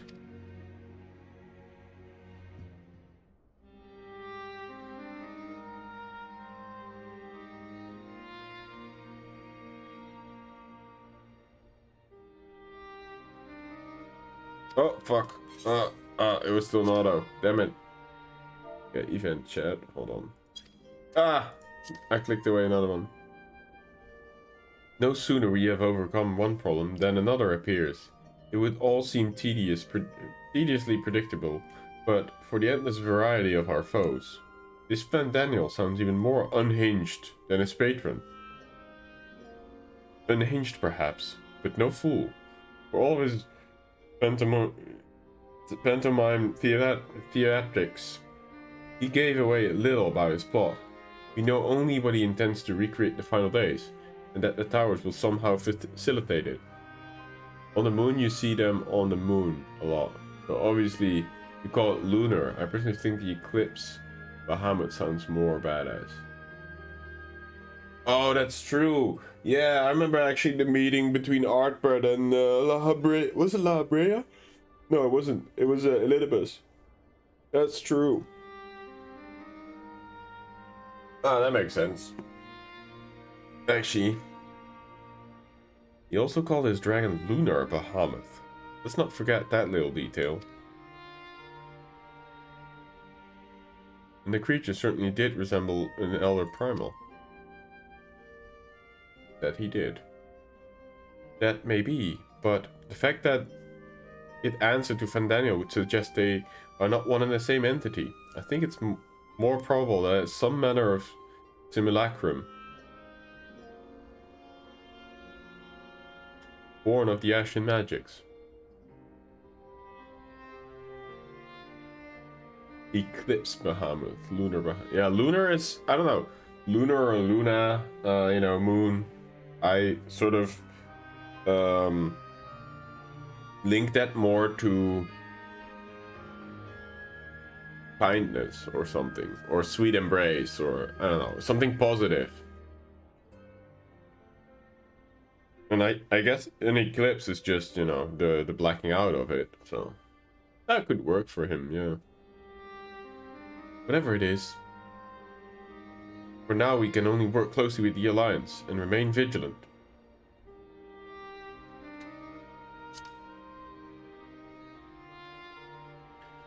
I believe that concludes our news. What of yours, Y'shtola? I have been to see the Sultana, knowing how quick the immortal flames are to dispose of their tempered. I judged it best to provide them with the cure first. True. As soon as I had sufficiently recovered, I traveled to Ul'dah and delivered the Porxies to Her Grace, along with a detailed instruction on their use. Nice. Yet my visit chanced to coincide the arrival of some troubling tidings. Mother Flames had been on the cusp of agreeing with a truce with the Amalja, when negotiations abruptly collapsed. The Amalja clan, that a number of their kind have been abducted, and that men are responsible. Oh shit. Naught is known about the perpetrators as yet, but the Immortal Flames went about investigating the abductions. They came upon one of Fandaniel's towers. On the subject of the tower, you may be interested to learn that they are not on an exclusively erosion phenomenon. According to the Alliance, they have been sighted from a far afield in Yangsha. Oh fuck. It would seem they have reason. It would seem reasonably to assume that they are everywhere. We simply have not found them. Well, you said yourself. We do little for now to remain vigilant. And since we are dealing with the dragons, ostensibly, at least, I believe it would behoove us to enlist an authority on such a foe. Ah, you mean Estinian? Estinian? Now, just a moment. You could be persuaded to lend us his lands. I'll be the first to welcome it, but the truth is, we will struggle even to find him. Let me and Kral worry about that. We'll sniff him out, no matter where he's hiding. If indeed he is hiding. We have a ways of locating him regardless, so if there's no objections, we shall depart at once. Nice.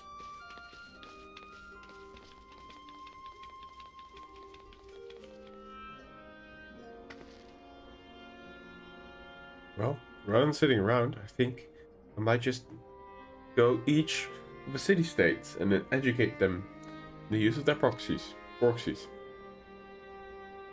They would doubtless appreciate it, but might you consider taking a moment of rest before leaving? You'd be fresher for the task ahead.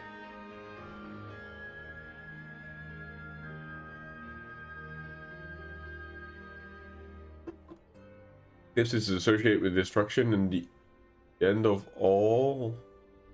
The sun is associated with life and bright futures, and the eclipse is blocking the sun.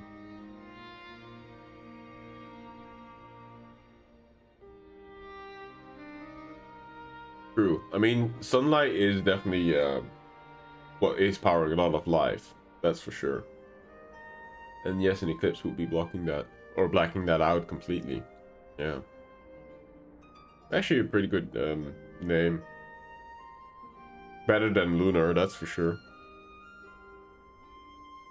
Mara better at naming things than Fandaniel confirmed. Well, my friend, our moment of triumph did not last long. Whatever the way, the world often needs saving. Oh dear, are you not enjoying our adventure? And I really could have done with the rest.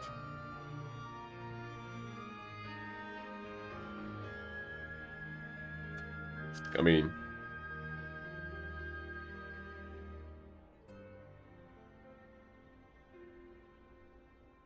And save it we shall. I for one do not intend to allow nihilistic madmen to take us to the grave with him. Not when the future holds such promise. You tell him. Nay, I will do all within my power to protect those whom I hold dear, just as you have always done.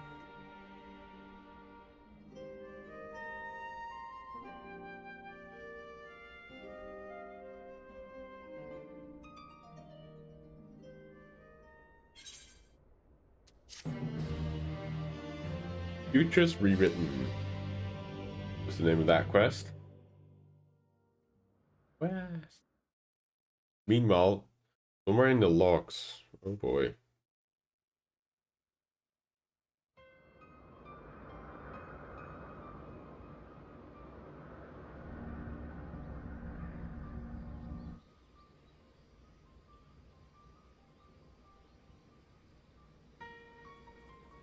The scouts should have been back by now.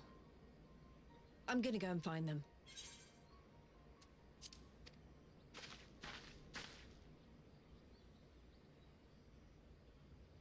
Oh. Oh, thank goodness for that.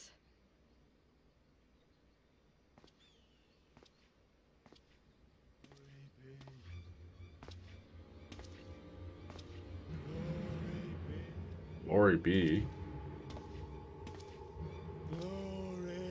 It is a mind control device.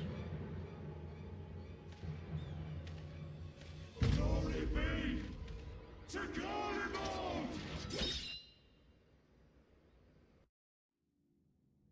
What the fuck?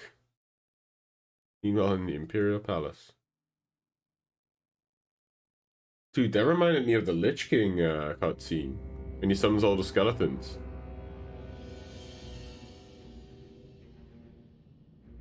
Or Undead Scourge, I should say.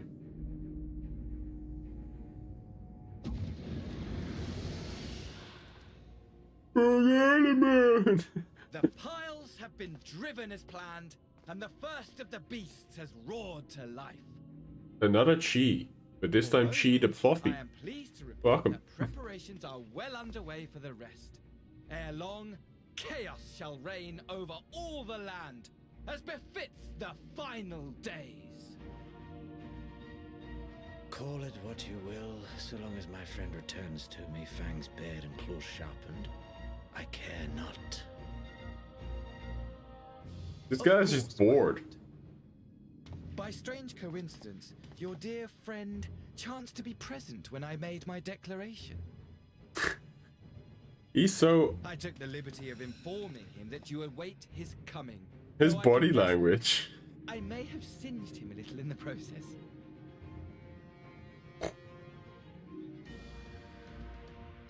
And why do you tell me this? Are you in such a hurry to die? Ah, my apologies. I must guard my tongue lest it be the end of me. Though, there is something to be said for such a glorious death. Flamboyant is the word. One who has it all, Yes, I would say so. before an inferior. Huh, I shall keep it in mind as a contingency. I like him as well. For now, however, I shall proceed with the plan. My lord. He's like a more over the top Emmett Selk in the way he moves and stuff. I must find myself a new weapon. One worthy of our long-awaited reunion.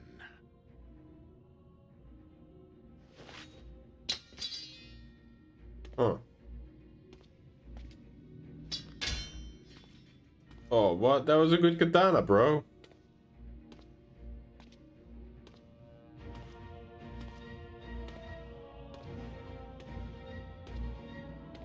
All right.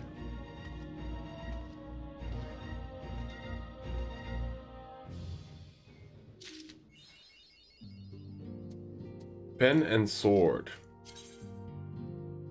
Achievement. What do we get for that? Writer of histories. Knew he'd step on it.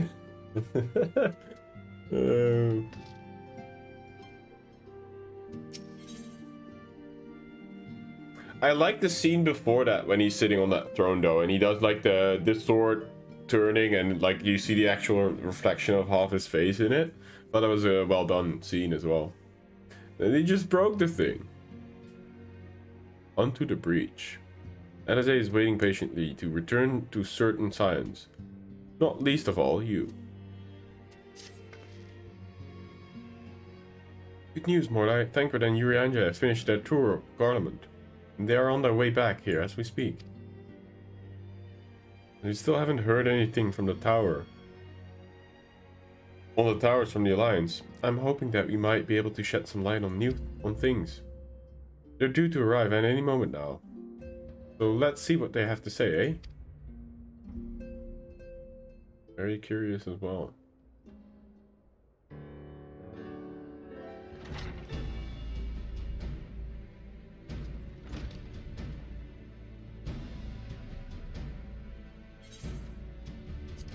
Ah, a welcoming party. You needn't have gone through the trouble. What I hear, you've been more than busy enough as it is.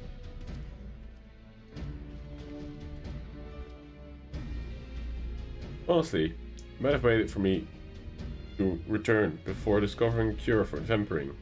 As it is, I can't even pretend to have been involved. Well, if it's any consolation, I myself was little more than a spectator. The lion's share of the credit must go to Alize, Gara, and Mordai. You gotta prep work for tomorrow. Aye. No worries. Appreciate that, GY. But I believe I speak for the rest of us, and I say we are proud to have rendered what little assistance we could. As you have also have heard, though, it hasn't been all tales of triumph. Just as we were taking a step towards addressing the primal threat, a pile of fresh problems landed on our laps. Anyway, it's good to have you back, though I can't help but noticing that we're one Urianja short of a scouting party. You haven't lost him, have you? Oh, I couldn't lose him if I tried. And I did try, repeatedly. But no, he decided to linger in Alamigo to apprise Roban and the others of how the land lies in the Parliament. Then mayhaps you would do the same for us. Indeed, what is at least said. Worse, in fact, devastations as far as the eye can see. Nerva and the Third, however, were notably by their absence. Might they have met their end at the hand of Xenos and Fandaniel? Perhaps, or perhaps they simply lost the will to fight.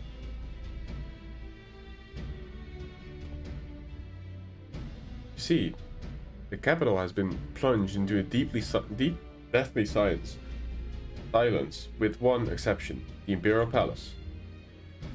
It was a busy place before the war, but it has gone busier still, with throngs of soldiers and civilization working there day and night to rebuild, or rather transform it.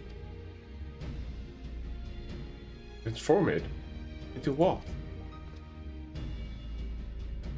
That is a difficult question to answer. The construction is vast and unsettling to behold, like something from a nightmare.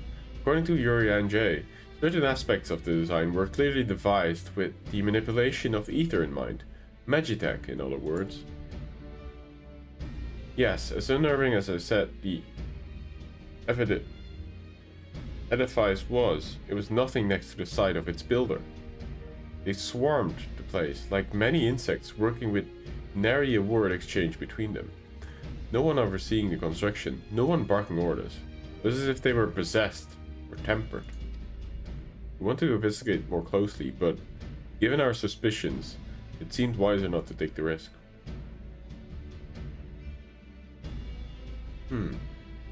If Daniel could bind Bahamut to its will, might have done the same to the people of Garlemald? Whatever the truth may be, this information will certain to prove valuable. You have our thanks. Well, be sure that save some of your NJ, which reminds me, I have a message from Alamigo. Raban is hosting a meeting to discuss the latest findings of the towers, and he requested our presence. Then why not leave that to us? You must be wearied from your mission. No, I'm fine. Those towers have been on my mind ever since I first spied one on the way back, and I'm keen to get to the bottom of this. In that case, I shall stay and begin looking into another matter, as I promised Crow. We not all need to attend. Very well. I suggest the rest of us make our way to Alamigo forthwith. The sooner we leave, the more time we have to speak to UNJ before the meeting. Sounds like a plan. Alrighty. I'm going to take a quick break to grab some lunch real fast. I actually already have it cooked, so I'm going to eat it cold. But I also have to pee and refill bottle. So I'll be right back. Oh, this is actually the wrong chamber that I just entered. But I'll be right back.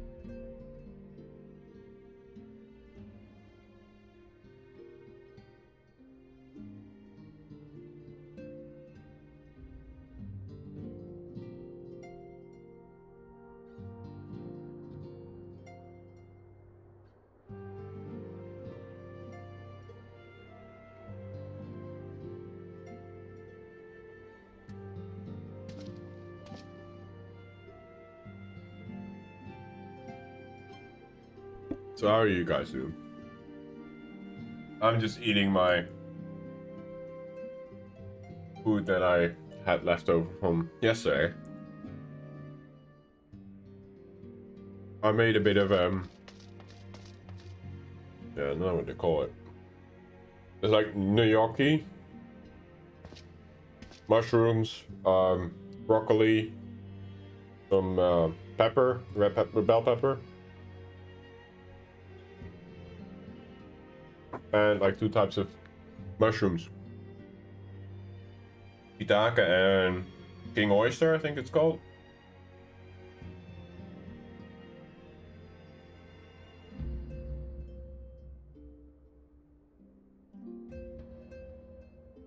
It was like cleanup day, you know. I had a bunch of stuff left over and I was like, I'll just make something.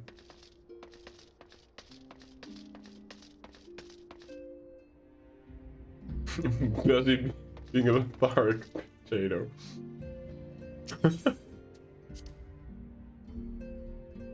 What are you up to? Like playing, are you like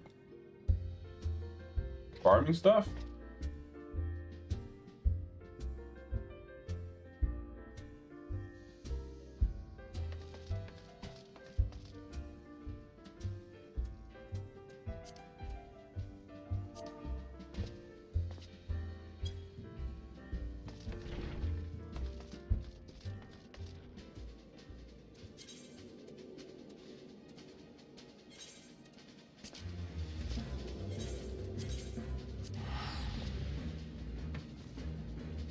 Leveling some stuff in Final Fantasy. Nice. Before I get to Endwalker, I really need to level my warrior.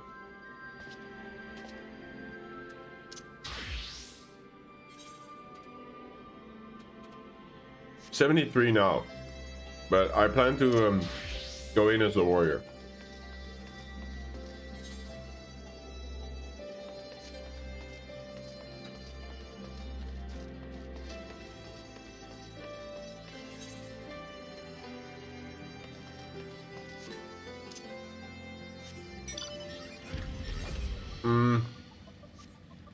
So pretty much Dark Knight is the only one that is up to current level, but I have the warrior to 73. Played Dragoon in the Heavensward, that's why it's 66 for the additional cutscenes. I played Dragoon there. Tried out a bit of Rogue, but only level 7.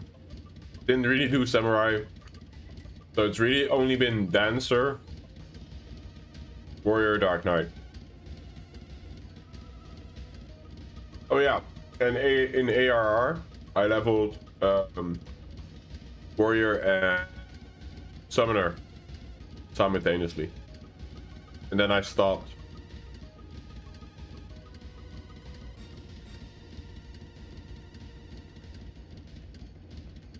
But I want to try Red Mage.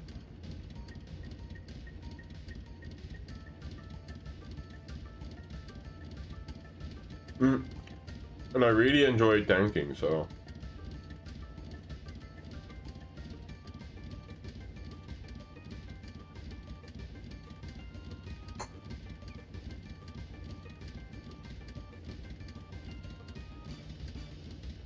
I really like how their skills look as well. Especially. I'm not sure if I can be good at the rotation at any point, but...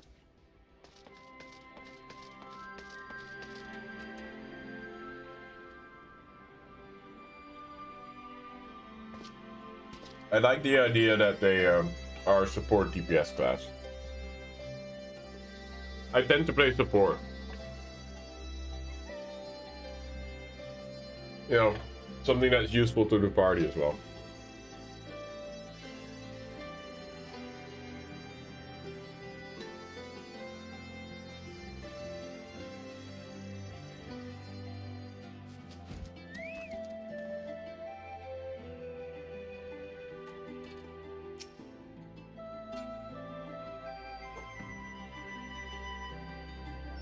You max Red Mage, White Mage, Dark Knight. You main Bard though. The fantasy of playing music. Yeah. So I did level the Bard a little bit. But at the time, I didn't want to level alts. I did a little bit of leveling, and then I got bored. But Bard, I think, is probably my favorite range DPS. Although I haven't really given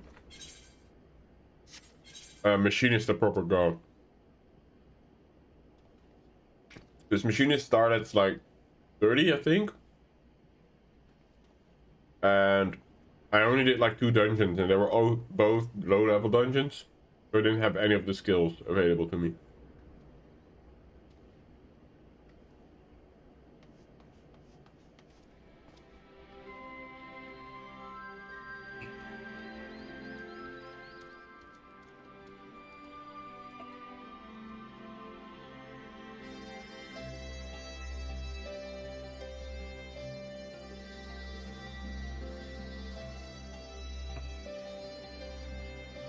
But what I really like about Bard is that it's so mobile.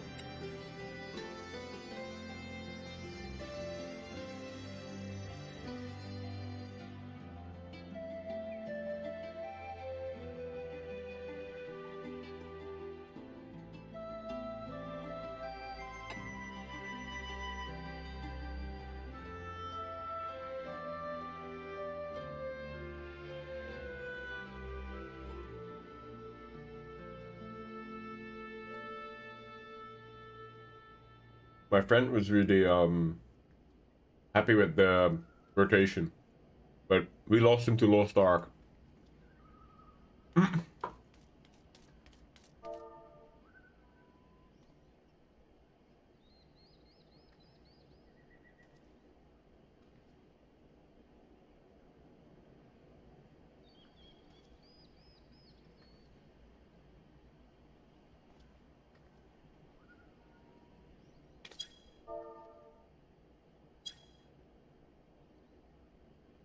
Yep. Good plan. Watching people eat usually makes me hungry too.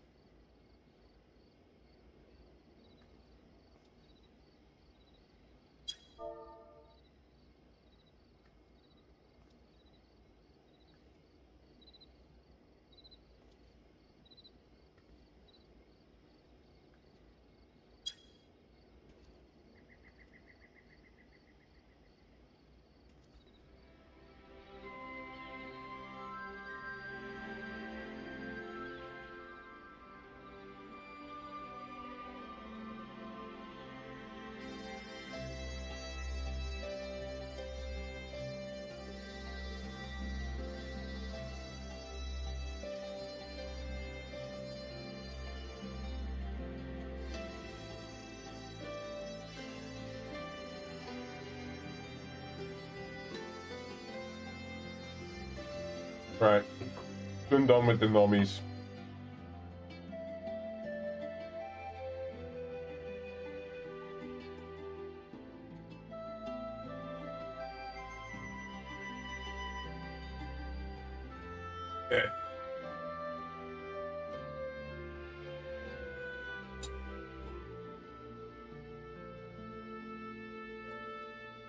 Gnocchi's definitely not as good cold.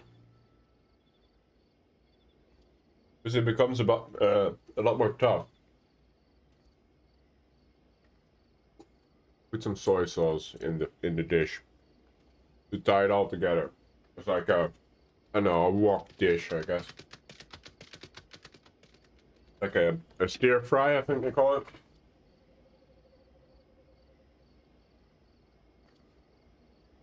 All right.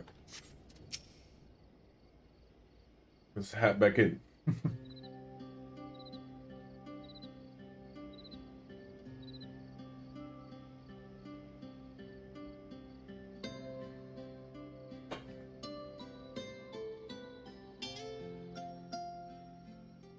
Oh, hey, Bang. What's up, buddy? How are you doing? Hope you're doing okay again. I saw your message. I think it was it Twitter? That after the, I guess after the hide and seek, you felt a bit overwhelmed. Did you have fun, though?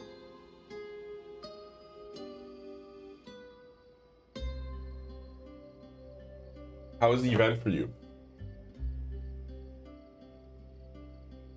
I completely missed out on so many things. I missed out on the hide and seek event, and I also missed out on the jazz night at the Donuts FC, the nightclub.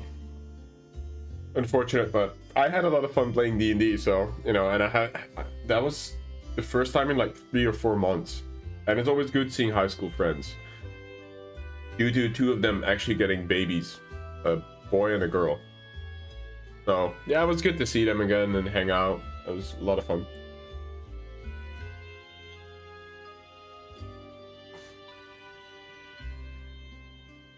My friends, much and more have I heard of your travels in our absence. Heartened I am to see you all hale and whole. As I weep to see you safely return from your mission, Urianje. Trust Tankard made you feel welcome. Well, if it isn't Alfino in the merry band, who this? Ah, Artfowl, or whatever his name was. Always forget. Arnvald, yeah, that was it. Whatever have you been doing here? Whenever we spoke via Link Pearl, you told me you'd be away on a mission. And who's to say it isn't part of it? Good enough about that. Good to see you looking so similar. I thought you've grown a bit taller. A whole year in another world, but apparently not.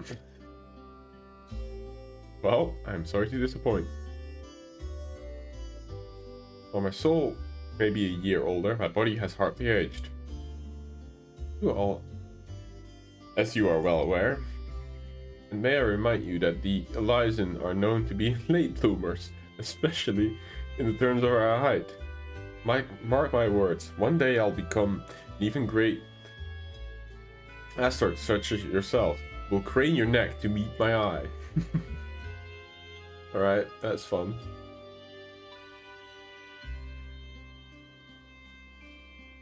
Hi. It was not until my 20th summer that I myself outgrew my boyish proportions, though Mumbrida towered over me nonetheless. Oh, poor Mumbrida. Arnvald brings out the best in Alphino, doesn't he? They both seem so at ease in each other's company. Almost endearing.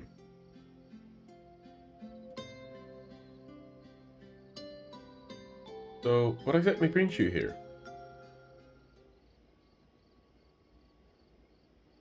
Doing better. Had a lot of fun with the event. The reason why I fell overwhelmed was and low wasn't solely because of it. As I said to her friend, I feel a lot of emotions piled up throughout the day. They just suddenly exploded after I ended the stream. I can't say I can relate, but what I can say is after the Final Fantasy stream, the fashion show event, I was so tired. I was like, oh my god, there were so many impressions and we all had laughs and there were so many things going on and we had to react to each other, and I think everybody responded well to each other. But at the same time, we all as streamers want to, I guess, put on a good show and hope that we actually are entertaining and it's fun, and you worry about like, oh my god, did I do the right thing here, you know? So I can sort of understand, I guess, the feeling of being overwhelmed and feeling like really tired, but I guess in a different state of mind the outcome's different, right? But I'm happy you went still, honestly, because I said this before, but you know, I'm kind of alone here on YouTube as a Final Fantasy content creator, because I think I'm the only one who streams on YouTube. Everybody else is pretty much on Twitch, right? And so I felt kind of isolated. The only other exception is actually Mom's Den, but we don't really get to interact with her a lot because she's on Light DC, on Lich, I think. So we can't really go do stuff with her yet, anyway, because we will have DC travel soon. But now that I met everybody through the Discord, I'm so happy because it's a fantastic crew. Everybody's just cheery and we all have the same mindset, I feel like. And most people vibe pretty well together. And the way that Alpsters is doing it and just adding on extra or more and more people, but the dynamics don't change. That's what I like. There's constantly new people coming into the Discord, but I feel like the creator chat is still the same energy, you know? And the events, I think, from what I heard from Shadow anyway, it's still the same energy, you know? It's the loving, I guess, sort of lollygag and going back and forth, and I don't know. I'm just happy that this is something that we can always appreciate, you know, and be part of. I'm appreciative of that, for sure.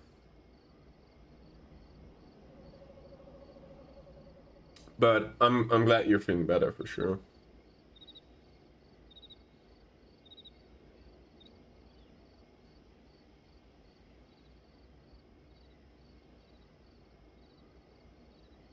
But I can understand that. It is a lot, because I felt so tired after that. That wasn't even like normally the time that I end stream, but I was like, guys, I'm just gonna hang out a little bit more in Discord. But after that I was like, I'm spent, I'm sorry, I might stream a little bit of Elden Ring later, and I ended up not doing it. And I typed in my Discord, my community Discord, like, hey guys, I'm sorry, I'm just not gonna do it. I'm spent. That was a good stream and a really nice event, and we ended up winning it. That was cool, and you know, putting it together and stuff. And I was like, I'm done for the day, I'm sorry. And I think that's good, you know. You should really not go past your limit, or like, I don't know, overdo it. I think set boundaries, I guess that would be the word I was looking for. Sometimes I struggle finding the words, but you probably feel the same way, not being a native English speaker anyway, so you'll have to forgive me a bit that one.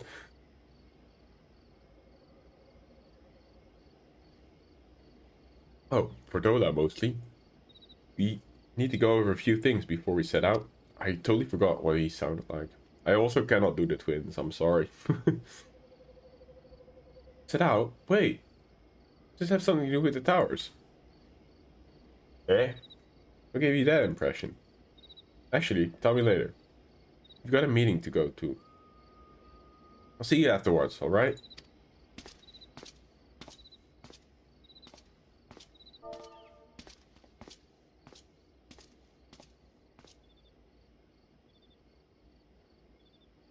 If Fordola is going with him, that must mean...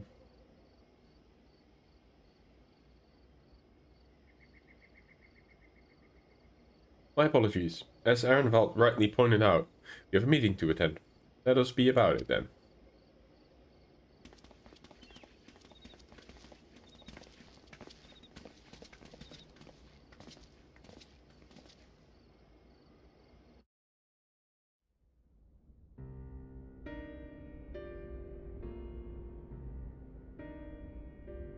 Ere we begin, I would like to offer my gratitude to Masters Thancred and Urianger.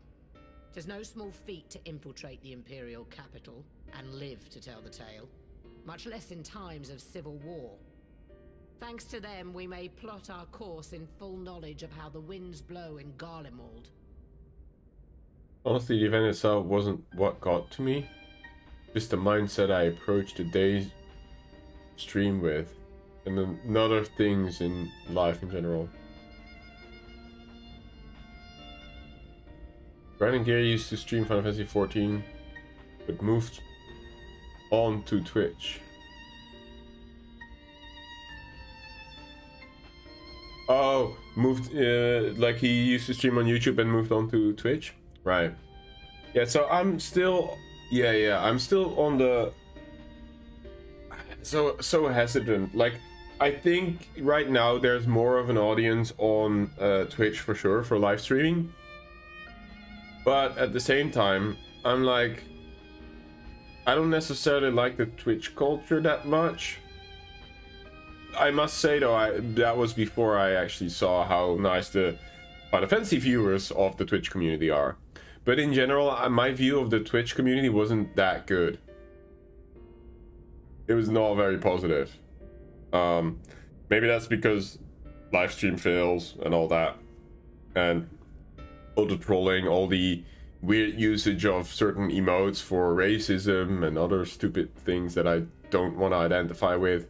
On top of that, I didn't like how Twitch was moderating their bans and stuff. Like, when girls are pretty much selling their OnlyFans to their viewers, which is highly against policy, and, you know, certain streamers go very far in this by almost showing nudity.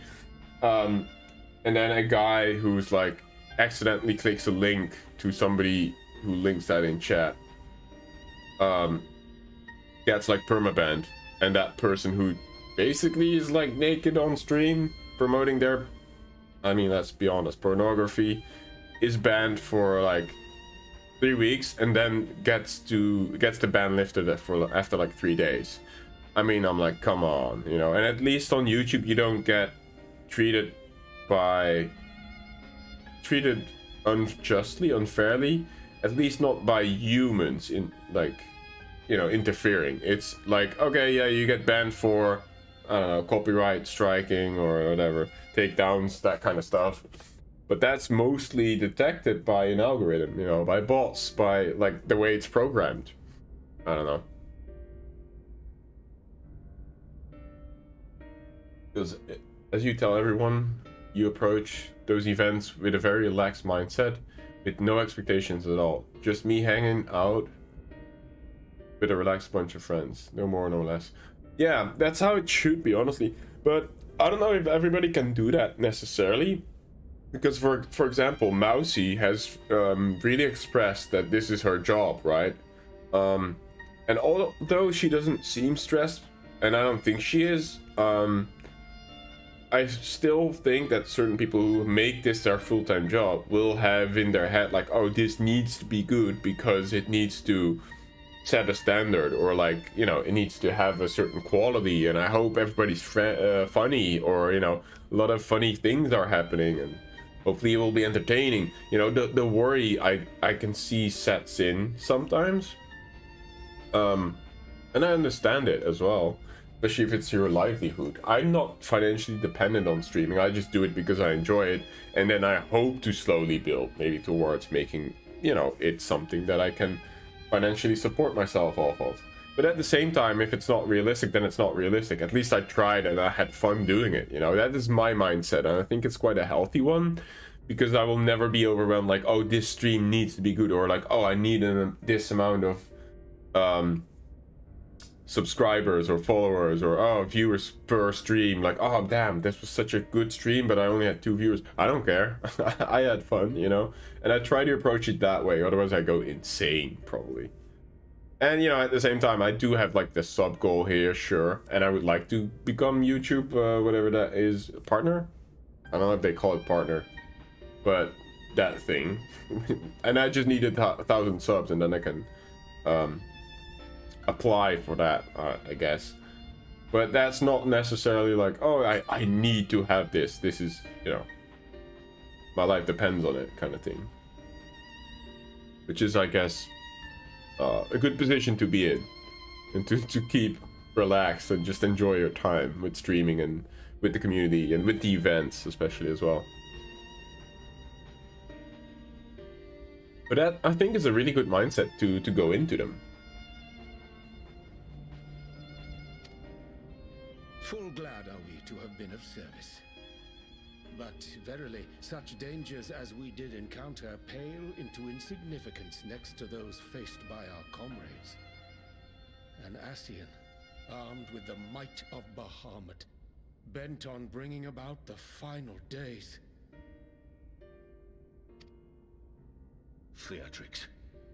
He sought only to make a show of the power at the Telephorod's disposal.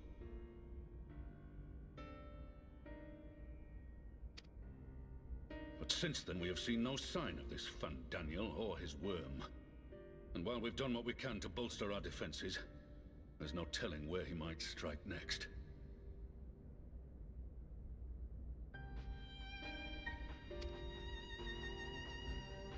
Whenever and wherever it may be, we must use the intervening time to learn more of our enemy. Right. So this is all set up for Endwalker then, yeah? That we dispatched scouts to investigate the towers. It's been so long since I heard Kanisana actually talk in cutscenes. Our advance party took longer than expected to return. And when they did, they tried to kill us. Luckily, I'd seen that sort of thing before, and we were able to restrain them before they did any harm. Then it was just a matter of letting the Porxies do their work. So that's a form of being tempered with. Holy shit. The blue eyes. Saying they were tempered. Tempered by technology. Holy shit. Once they'd come back to their senses, they told us everything they could. It seems that just as they were getting close to the tower, they heard an ear-splitting roar. And that was the last thing they remembered. You know, it's strange that you talk about this, the mindset and perspective of streaming. I just put out a tweet last night asking people why they stream and what their perspectives are. To be honest, what for me, that's actually a really good question. So the reason why I would be streaming, I think the main reason why I started streaming is I found myself not enjoying single player games anymore. Even though they were good games, the stories were amazing and stuff, I was lacking the connection with people. And I was like, this game is great, but I find myself being bored. I miss the interaction, if that makes sense. And through streaming, also because I had a lot of time when I started this YouTube channel, it was like in February last year. Like, it's been a little over a year now. I had quite a lot of extra time. Didn't really know what to do with it. My girlfriend was busy with her master thesis quite a lot. So I was like, I need something to connect back with people, you know? And I was like, I'll just start streaming. And it was, for me, the main reason was to promote a private server for World of Warcraft back then. That was very much made by a Lovecraftian team that just loved the game, but didn't like what Blizzard was doing with it. And so I took it upon myself to make that more known to people. And I was like, more people should know about this. That was my starting point. And then a friend actually on that server that I was promoting, Turtle WoW, was like, you should probably try out Final Fantasy XIV. You would probably like that game. And I, to be honest, did not like the aesthetics of it. But I was like, you know what? I trust this friend, so I'll give it a go. And, I mean, here we are. But, I think my reason why I keep streaming is because I get enjoyment out of it, as well as I started slowly building a community of people, of regular people that come in and hang out either here or in the Discord, or, you know, they just enjoy hanging out in the game as well. I get a lot out of it too, because I like connecting to people. I enjoy having talks. I pride myself by the fact that I know my regulars by name, or at least I know something of them that they're willing to share with me, you know, like maybe their jobs or For example, one of my mods, Chihuahua, recently moved out of his parental house, got a new job, you know. So I just enjoy knowing what's going on, connecting with people. I don't know. That is probably the main reason for me to stream. On top of that, you know, I enjoy gaming, so I'm like trying to tie things together. And I love D&D, so I want to do something with D&D and streaming as well. I don't know. That's just the plan. But probably for me, it's like, I enjoy this. I get a lot out of it. Other people seem to be enjoying it enough for them to come back. So why not continue doing it while I can? And maybe in the future will become something that I can sustain myself of. It doesn't necessarily have to be, but I enjoy this more than my daytime job, you know. I enjoy streaming. And I guess that's the mindset and my perspective on the whole thing. And as long as people are willing to watch, you know, and I'm enjoying doing it, I'll continue doing it.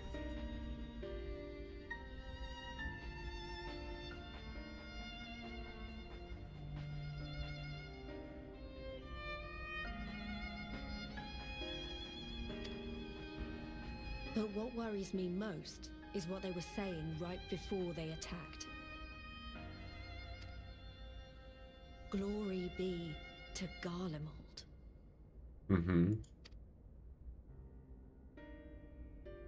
Zombie squad.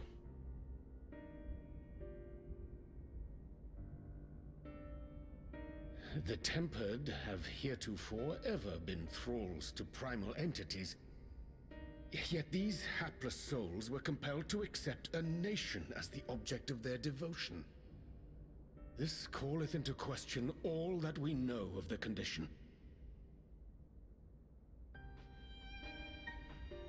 Oh, I would love... Actually, if you are going in with that... Yeah, you mentioned that you had a friend who was willing to run a one-shot for you. If we can set a time, or set aside time somewhere to, like, I don't know, make that a thing, I would love to. Actually, hold on, be right back.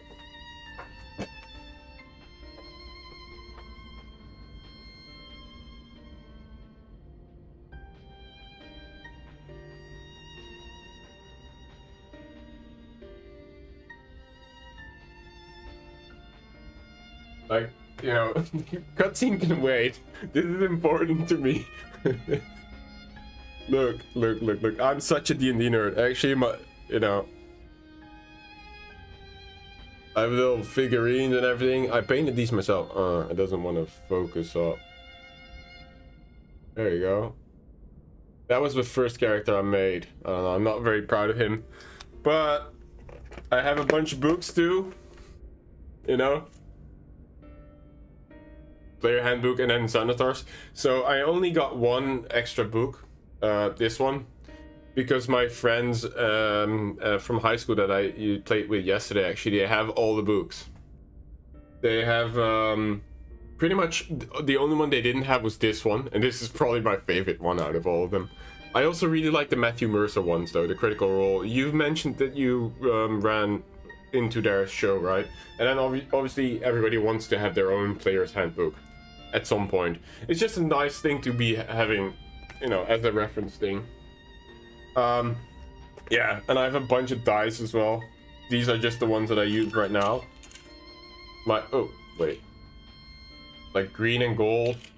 And then my favorite ones, but I don't get to throw them very much because they're actually metal. It's like black and brass.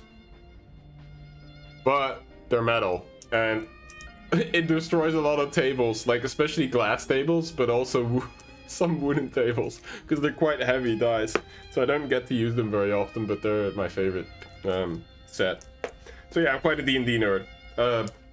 I would love to. I don't know if we can set up like a day where that can happen, but I would love to be part of that. I'm not by no means a veteran of the game though. I have been playing for 3.5 years now, but it's been one campaign of high school friends. And the other campaign has been with friends that I met through a Discord to actually get to meet other people, Dutch D&D group on Discord. But yeah, it was not really meant to be in the end. What ended up happening, sadly, is that the D&D, or the Dungeon Master and his girlfriend at the time, who was a player in the group, broke up. It was apparently that ugly. Oh yeah, and also my FFXIV. That one was the last one I painted. This one I'm a bit prouder of because it doesn't really want to focus. There we go. Because of the translucent paint, that was really hard to pull off. He's not really done yet because I haven't really painted the face or the horns or everything. I just gave it a base layer, you know, so he was like table ready, we call that, when you can sort of present him at least at the table and not feel too bad about it.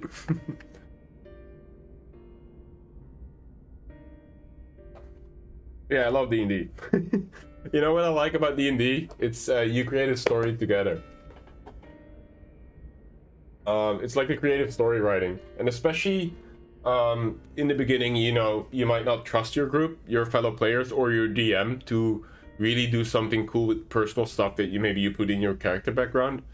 As an example, so my parents have been broken up since I was like 8 and my sister was 6. So my Bard, my first character, was well, not an orphan, but he was dumped on the streets. And you know, he was actually taken in by an orphanage because his father didn't want him. He was like, so what I wrote is that he was this high lord, but he basically screwed around with one of his servants, accidentally got a baby. You know, she got kicked out of the servant staff, and now he's this orphan guy, you know, and of course she couldn't take care of him because she didn't have the financial needs. So he's an orphan pretty much, even though he wasn't an orphan. But I was very afraid to actually play the part out where I would meet my actual biological father, this lord guy who abandoned me, because part of that is me, you know. My dad basically at some point said like, you know, goodbye. And I, don't get me wrong, I have a good relationship with my dad. Actually, I see him on a daily basis. But that was scary for me, you know, to put myself out there and really give that piece of me, which is something of me personally that I experienced, sort of put that in somebody else's hand, you know, in this case a DM, and be like, here you go, do with my feelings and my heart as you please. Because they may not realize it, but at that point it's like, you know, stuff that happens between that character and then my father there, you don't really take it personally, but it's like almost therapeutic, and it was done in a way that was very satisfying to me. And I don't want to say I never forgave my father, because I actually already was over it a long time before that, but it was like, damn, okay, there's still something there. I felt something, you know, and that's what I love about D&D. It can be very therapeutic, especially if you trust the people that you're sitting at the table with, or, you know, if you choose to do it online, that you're on the voice chat with. It can create some beautiful vibes. And I still, actually tonight, I'm going to meet up with the remaining people of that D&D group still, because we didn't want to lose each other as friends.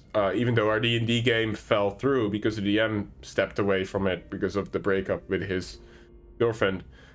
She and the rest of the guys that I played D&D with for 2.5 years, bi-weekly, we're still meeting up, you know. We're playing other board games, we're doing other stuff together. Yeah, it's really cool. I love D&D.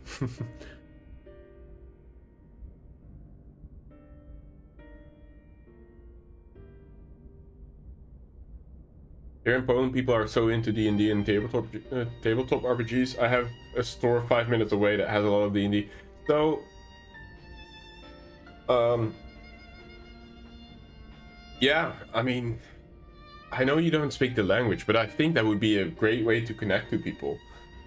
I cannot imagine that there's not some form of international students who are willing to run a game of D&D in English with you. But hey, if you can do it online with people that you trust, Isn't that one guy who offered you the one shot, or to run a one shot for you, one of your viewers on mod as well? It's probably a good way to get into it. Honestly, I'm excited for it. If you have me, you know, if you can set a date together, hell yeah, I'm all for it. Sorry guys, you know, I get distracted, but when it comes to D&D and just telling stories and sharing, I love that shit, you know. This is why I stream. This is one of the examples, right? And if you haven't already, you guys know who King Peng is, right? If you know Final Fantasy XIV, you know him as a streamer. Check him out on Twitch, please. And at least give him a follow, you know, then it will appear whenever he's live. It's great. Great, good stuff. Name is Adam. Yeah, exactly.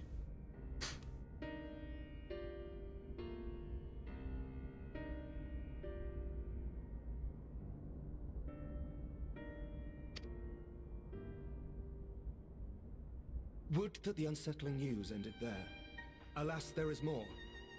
Following the earlier reports of missing Amalja, we have learnt that other beast tribes have suffered similar losses. Imagine having an older brother that is Emmerich.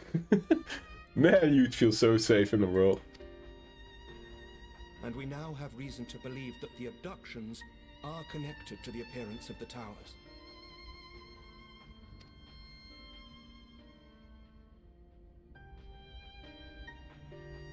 Our scouts sighted black-garbed figures leading shackled Ixal in the direction of the tower in Dravania.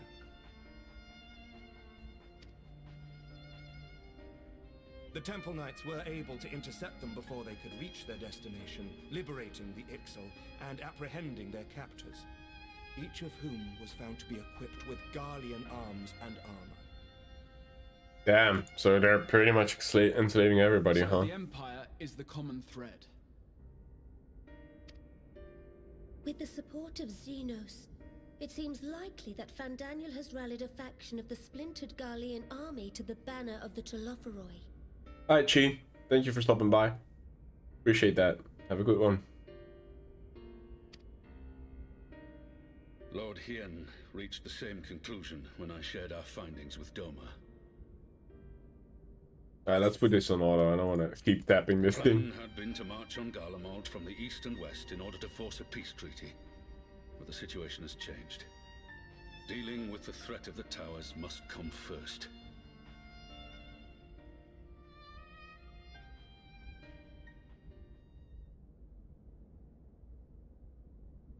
Given the nature of the enemy and the proven risk of tempering, I could think of few suitable candidates to aid in this task.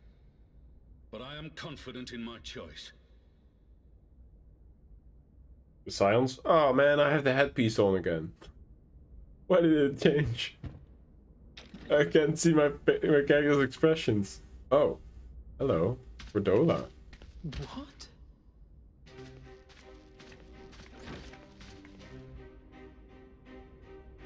Resistant to primal influence as they are, they can investigate the towers without fear of being turned.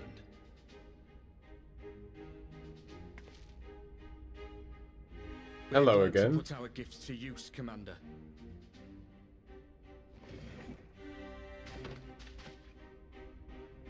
Gifted or not, going behind enemy lines remains a perilous. She's a good character, I think. We must know more if we I hated her guts when I first was introduced to her in Stormblood.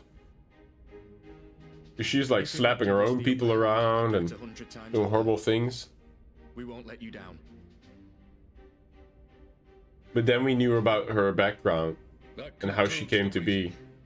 You too. How she became to, or how she came to hate her own folk for like doing those horrible things to her parents and shit. Are you certain about this, Arenvold?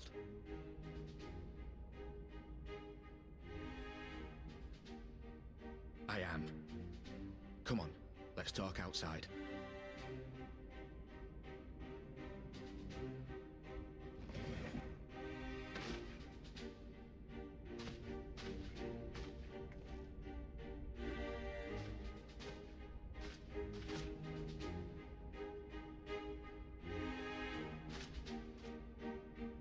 I'm really a big fan of Lena as like a side character. She's probably one of my favorites.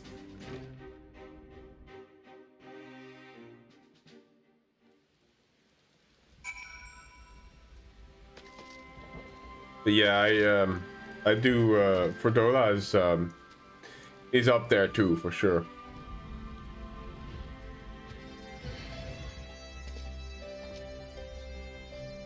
From a creative writing standpoint, I love villains. I love exploring the dark side of people. Interesting. I don't necessarily... I mean...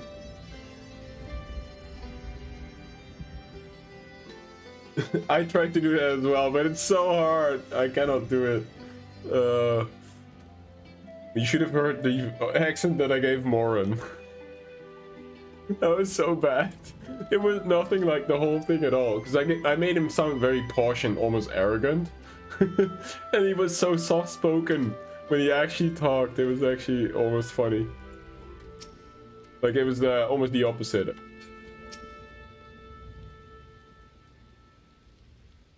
Oh, it's out in the open. I don't have to keep it under the proverbial hat anymore. Lena is precious, yeah. So you know, I've already gone through all the formalities at the Rising Stones. Made sure to inform Jamolver and Vamar at Ralga's Reach as well.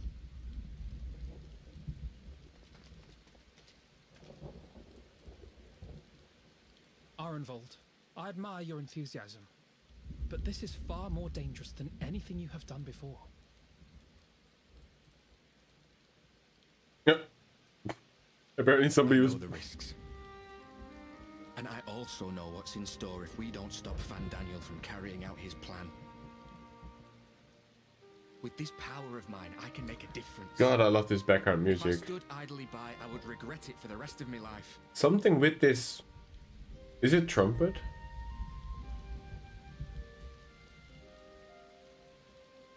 And you, Fredola? Is this what you want? Nothing as horrible as the voice I make for the characters It's not like I have any say in the matter. you meet while unlocking the Pandemorium. Pandemorium. We both know Commander Eldin gave you a chance to refuse. And you didn't.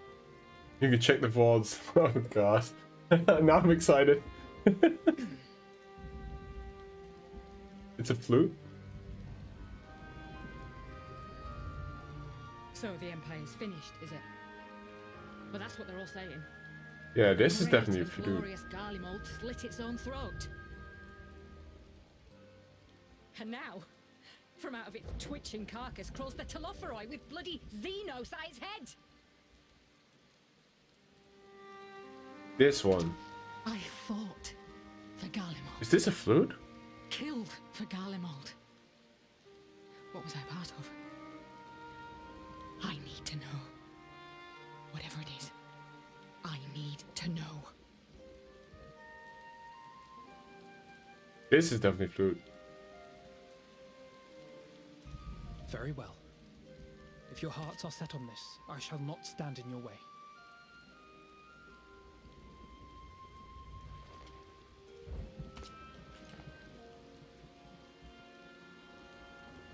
Fist bump. Oh yeah, the bros. If you've finished with your touching display of camaraderie, I have a question. Which tower are you planning to investigate exactly? Well, the one in Girabani is said to be tightly guarded. It's patrol after patrol out there, apparently. We'd be spotted before we got anywhere near it. Which is why we've set our sights on the one in Paglthan instead. There shouldn't be anything like as many Imperials to worry about down there. Even so, I doubt the local Amalja will look kindly on it if they catch you sneaking around in their territory. Fordola and I had a chance to learn the lie of the land in our previous forays there. We might still find trouble, but at least we won't lose our way.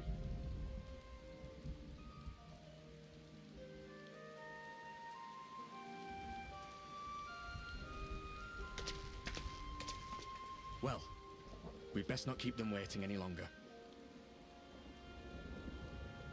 Mayhap when all of this is over, we could take another trip to Loxeld. I would have you know I've become a rather capable swimmer since our last visit. Is that true? I don't remember. I'll believe that when I see it. Though, to be fair, getting into deep water does seem to be a scion's lot in life. You got that right. Oh, true, in the Ruby Sea. I remember him jumping head first. True.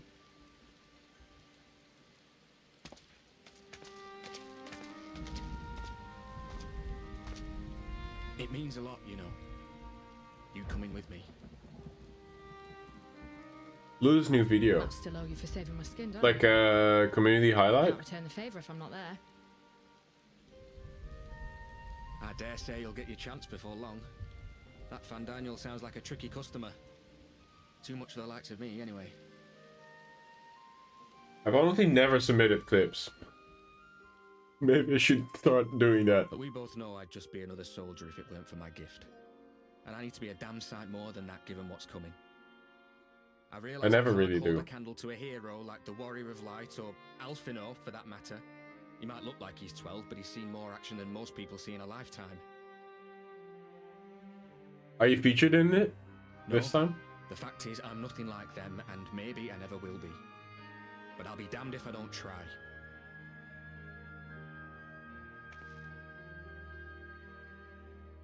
They're counting on me. On us. So let's give it our all.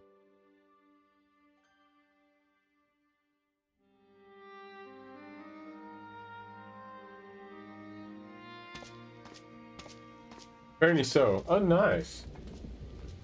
Did you... But if you don't know for sure, did you submit your own clips, or is that a moderator of yours doing that for you? So let us have faith in him. Him and Fordola both. While they see to the towers, I would attend to another task. Chasing down this lunar Bahamut.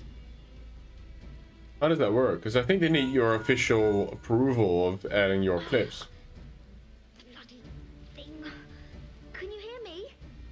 It's Tataru. I'm happy to say we've managed to find Estinian. You're scared now. I mean, don't be, you know, it's all for... Sorry to say he went running off again the moment we told him about Bahamut. But he did mutter something about heading to Ishgard, so if you're quick, you might still be able to catch him. I love the Taru's voice as well. Oh my god.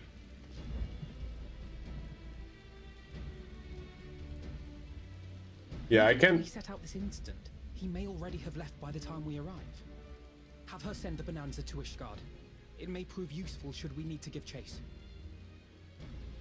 Yeah, I think that's a thing on YouTube as well. Pretty sure there's something in the UI, but I don't really encourage people to do it. I was, you know, like, eh. Good luck. While you go off on your dragoon hunt, Urianger and I will return to headquarters. I guess it's also because I don't like to toot my own horn. I mean, it's cool if Lulu wants to include clips. You know, I'd be grateful, but at the same time, like, hey, you know, I see, so I'm part of their Discord, the Lulu and Skeffy Fashionista Discord, and I see a lot of Final Fantasy XIV creators, like, spam, like, 8 clips of their stream, and I'm like, I don't know. For me, that would feel like, I mean, you know, if it's your livelihood, I guess, try hard, but for me, it's like, feels weird kind of thing. I don't know, it's hard to explain. Like, tooting my own horn and, like, patting myself on the back, like, hey, this was a great clip. Let me share this with the world. And although it might have to happen at some point, because like, the exposure of it is good, you know, and there might be people who are like, actually, this moron, this Ash, I want to see more of him, you know? So, I don't know, but... I don't know. It's...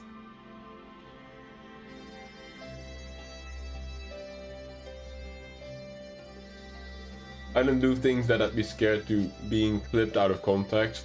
I'm okay with it.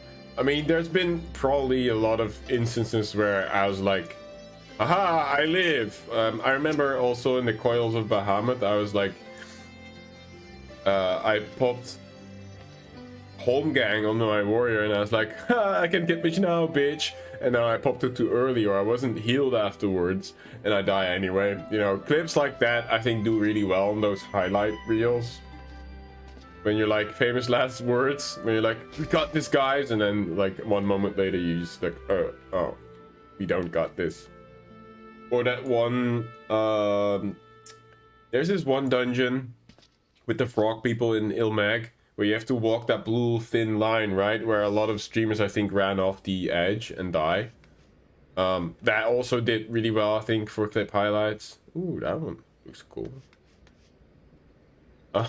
So stuff like that, you know. I understand what makes good clips, because it's just people laughing at pretty much at your expense. But it's like, I don't know. I don't take the time to, I guess, make clips for one, and then really going through them and sending them over to Lulu and Scruffy.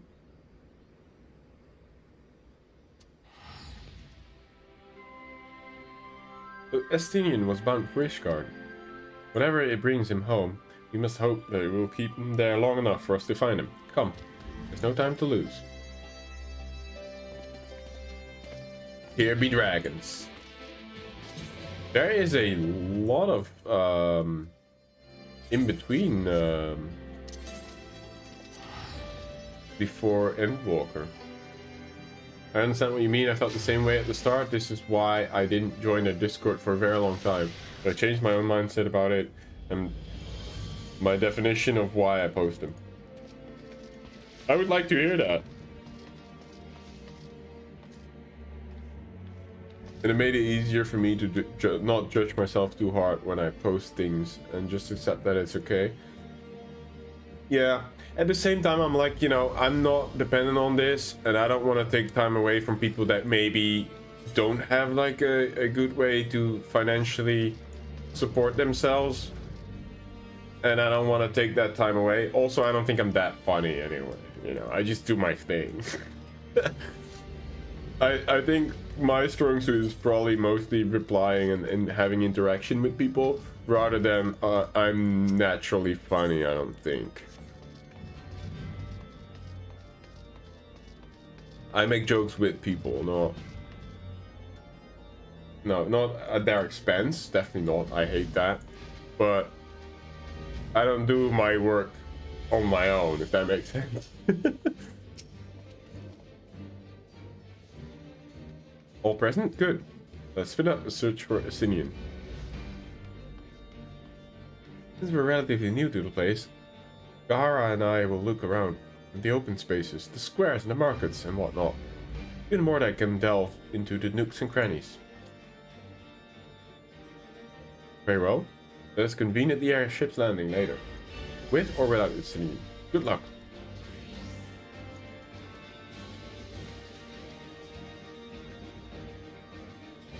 I think I shall begin with the Sky Steel manufactory, so perhaps you could try the congregation.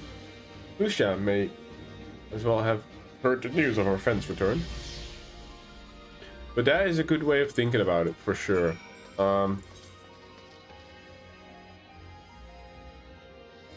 Yeah, I mean, and the clips are on YouTube, and I'm on YouTube, so I don't know.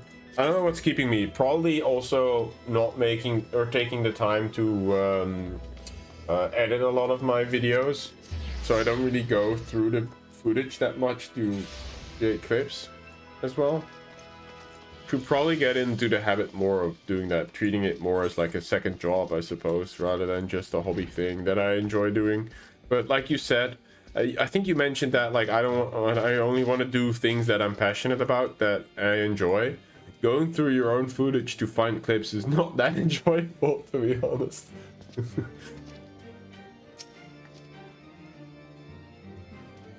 Good morning to you, Warrior Light.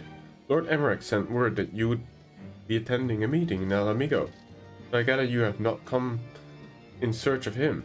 Then, what do we owe the pleasure of your visit?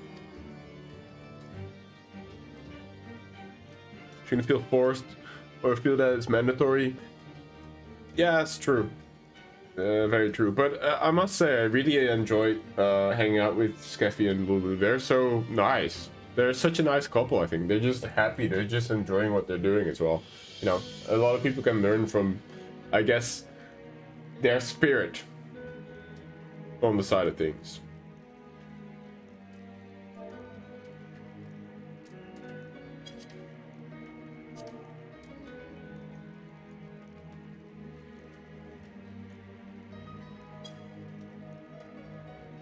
I see. No, we were not aware that Sir Stinian had returned to Ishgard.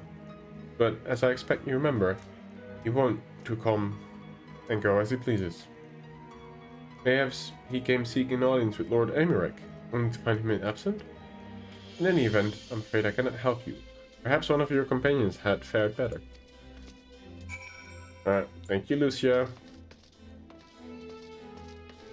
But no, I'm aware. At the same time, sometimes it's like, I should be doing XYZ to make more people, I don't know, aware that I exist. If that makes sense.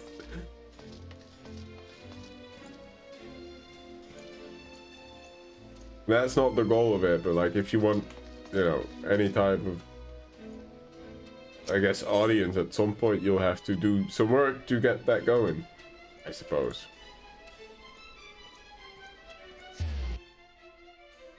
But that's the thing, you know, I'm content with everything. So I don't, my happiness is not, thank God, not based on how well my stream is doing, or no longer. In the beginning, I'm not gonna lie, in the beginning, I grew quite rapidly because I was doing a lot of Turtle WoW stuff, so my channel grew quite rapidly. Then when I made the change to Final Fantasy XIV, again it got kind of a boost. And then after it, really for a really long time I was stuck on like 400s, 470, 460 subscribers, that is. And like, you know, in the beginning I had maybe streams where 40 people would hang out, and now they're down to like sometimes 1, 2, 5 to 10, depending on what time of day and what game, you know, and what I'm doing in the game as well. Very dependent on that. And then all the big names such as Asmongold, Rich Campbell, you know, a lot of ex-WoW veterans, I guess, moved over from WoW to Final Fantasy. And that's when I saw the steady decline as well, especially because I guess the amount of content that was available increased by a lot. And then, you know, trying to combat or I don't want to say combat, trying to compete with people who have full time to do this, to do streaming and, you know, create compelling videos afterwards, have time to sit down and do that. You can't compete with them if you're working 40 hours a day, or not a day, what am I saying, 40 hours a week, wanting to still work out, be healthy, see my girlfriend and friends, play D&D and all the other things. It's really hard, you know. So I had to sort of dial back my expectations and be like, you know, I shouldn't expect this because this and that. And then I made it so that my happiness is not dependent on how well my stream is doing, which is, I think, a healthy way of doing it. If I were to tie my own feeling about my stream, or, you know, the I don't know how many hours I spent streaming solely based on the amount of people that were watching, or, you know, the amount of positive feedback that I got from it, that would be a mess, you know. That shit can destroy you. And I think a lot of people or streamers tend to fall for that. You know, it's quite a pitfall if you think about it. I use Stream Marker tool. Makes the task of clipping and highlighting very easy after streaming.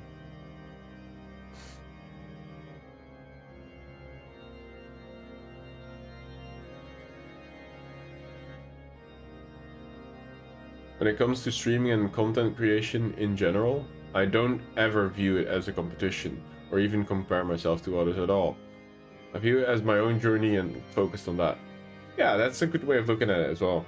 I mean, recently I made like the highlight video, and even though it was not a very good video because the volume was all screwy and like I need a better way of reserving or preserving the quality from VODs to being able to edit the content, because apparently, I don't know why, but YouTube doesn't allow for 180p download quality.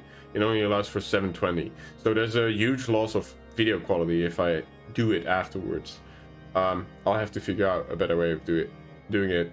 But like with that editing, I learned a lot, and so my reward was not necessarily that the outcome was a great video or like a video that was watched a lot, or I don't know, you know. I learned a thing or two, so there's that, you know, and that's what I try to take out of it.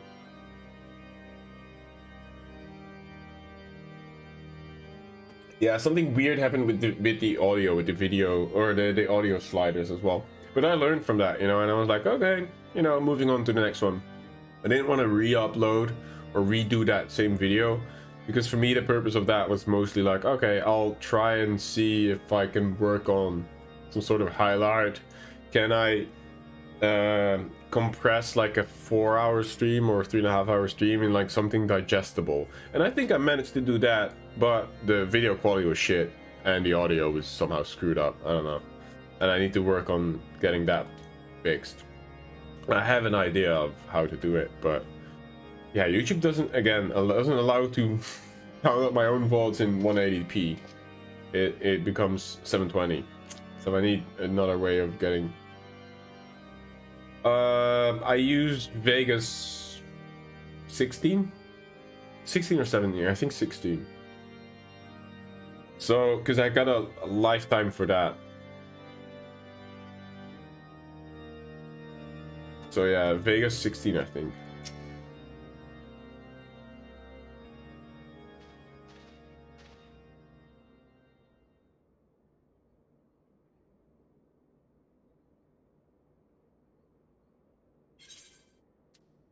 Thrash, I see you've returned as well. Wait. Did I just start the wrong quest?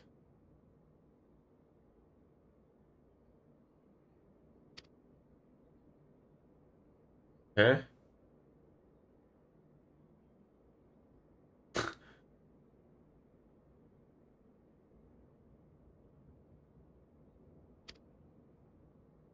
What? What? Yes, to tell you not, Inspector. They're the culprits from who we seek.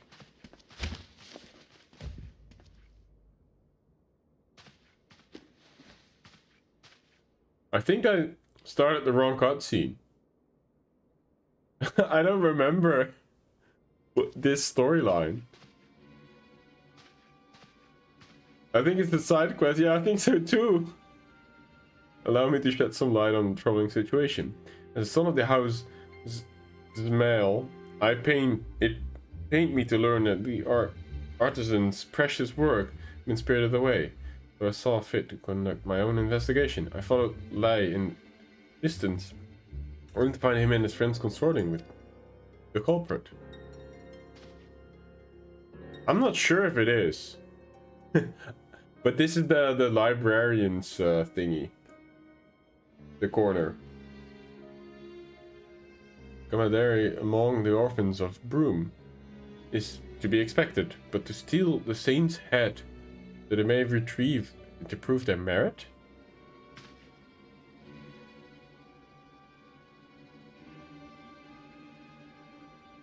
As such, desperation that they had desecrated a tome in this manner, you would expect the seminarian to treat a holy text with the utmost care, even if they were but children's stories. Piss off, you priggish whoreson. Whoa. Mordor was there. He'll tell you you're wrong. I don't remember this. This has been too long. Enough. You will all conduct yourselves to democrum as befit seminarians. Lay, or discuss the penance of your foul language anon.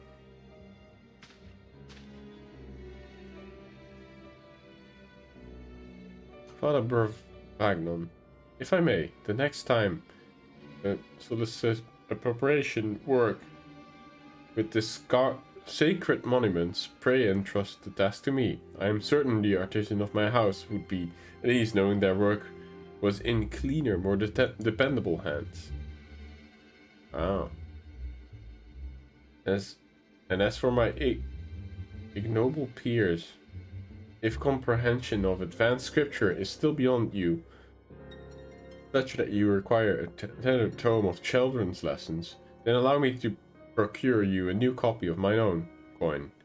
You need not thank me. House Dismail prides itself on the charity to the deprived. What? What an asshole. Yeah, this is definitely a side quest. My tome, if you would...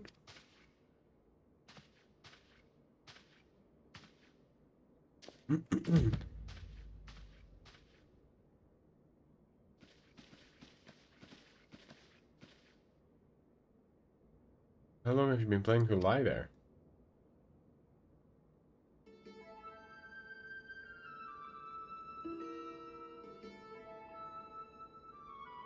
You're completely hopeless.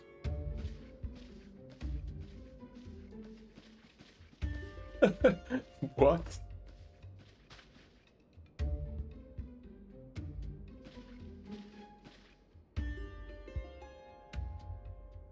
Oh, that's cute.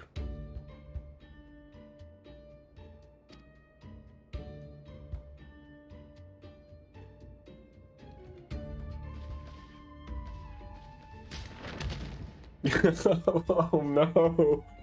Why did they make her trip? That is so bad. Oh god.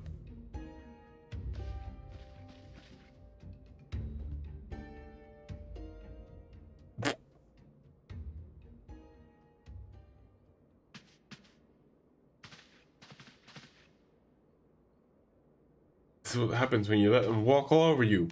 Be a miracle if we're not branched heretics by the end of the term.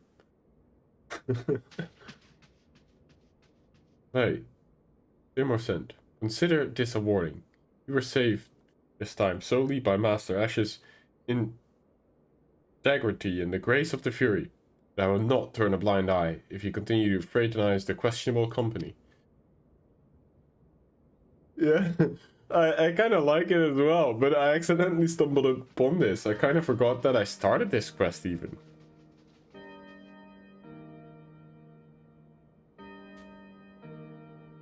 Oh, it's that thief guy again. Ah, the insurmountable wall between the highborn and lowborn. I wonder, did our ancestors build it, brick by brick, or was it fate that drove us apart?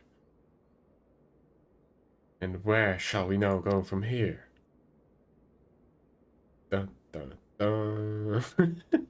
The toothy grin gets me every time.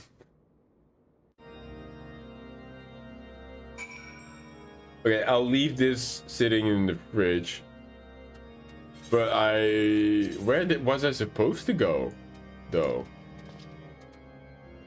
I want to come back to this and fully enjoy it. You know what I mean? But that's an interesting cutscene.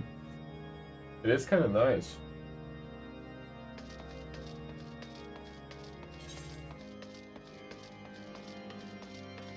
So that's where we're supposed to go.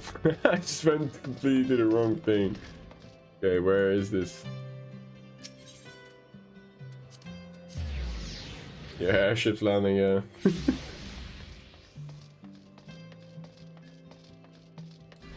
Oh, whoops. Wrong keybind.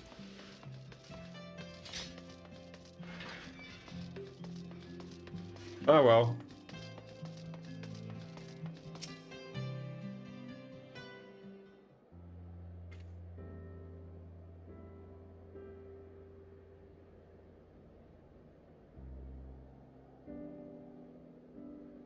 No sign of him. Not that I've ever met him before, but the way Alphino goes on about him, I'm fairly sure I could pick him out in a crowd. Yeah, fairly.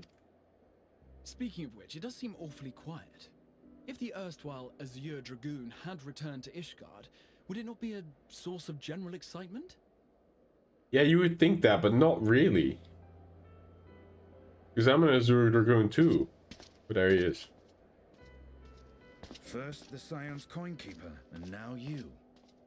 I'm beginning to think these meetings are more than mere coincidence.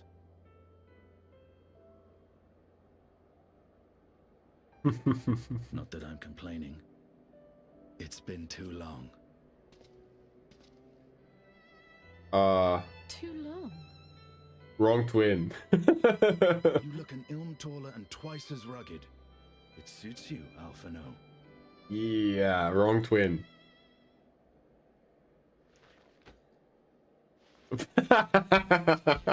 Oh my god. Quieter, though. Have you been giving him lessons on how to be the strong, silent type? Oh god. I am not Alphino! Jesus.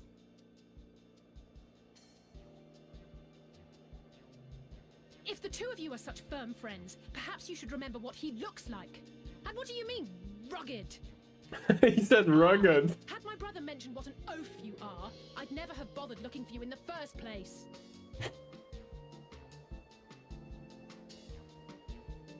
Estinian Wormblood, the Azure Dragoon. He who fought Honest mistake, bro. the warrior of light side.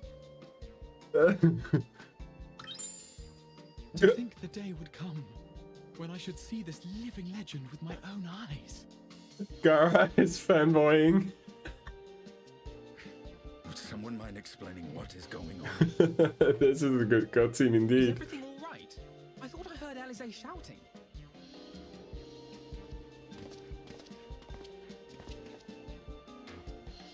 Estinian! It's been too long. Oh, that's great. Oh my god. That is pretty good.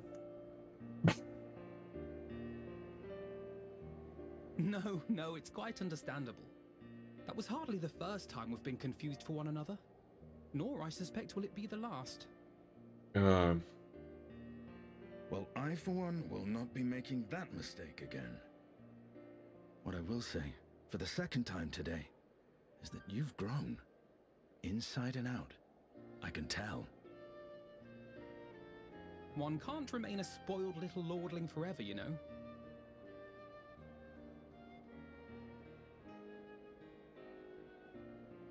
At least someone's having a good time. Why a lordling? You know, when we were growing up, Alphino would never befriend other boys because he couldn't stand the thought of not being in charge. But maybe that's changed. He seems just as happy around Estinian as he does Arenvald.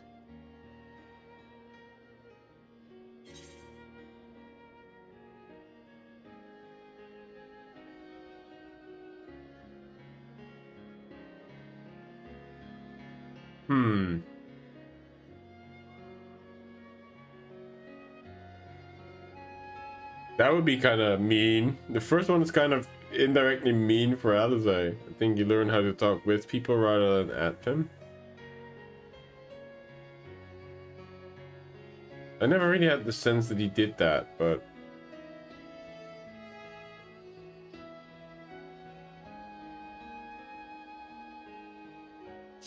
let's go with that one. Good luck to them. It hasn't been easy being his sister, I can tell you that. Alright, well, chill with that. No rest for the righteous, eh? Speaking of which, I was just on my way to borrow an airship to take me to Azisla. Why? Azisla? How could I forget? The dragon with whom Bahamut shared the deepest of bonds. Oh! His daughter or something.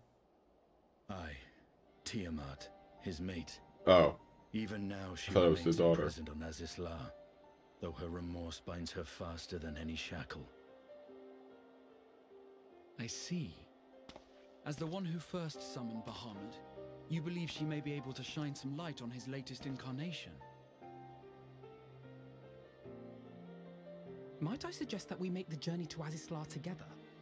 I'm not sure if Tataru mentioned His this, waifu. but we I thought it was his daughter somehow. I don't remember. I see no reason why not. Assuming your sister can bear the thought of... I didn't like Azizlar that much. The raid there was cool though. The trials? Was it a Warring Triad? That was the name of it. Warring Triad. I'll throw you overboard. That was cool. But I didn't care so much for Azizlar. I don't know who he thinks he is, but he's nothing like Elfino painted him to be. Oh yeah, that was why. I will admit, he's not exactly as I imagined him either. Based on what I had read of the man, That is why. I was expecting someone a little less blunt. So I remember actually, because that's the scenes where Midgard Summer's actually like the little dragonling that's sort of flying around you, right? And he's the one who addresses her as the daughter. That's why I was like, that's the daughter, right? But that is not to Bahamut, that is to Midgard Summer, right? That was where my confusion came from. I was like, I'm pretty sure Tiamat was the daughter though. But that was, yeah. Okay. Thanks for clearing that up.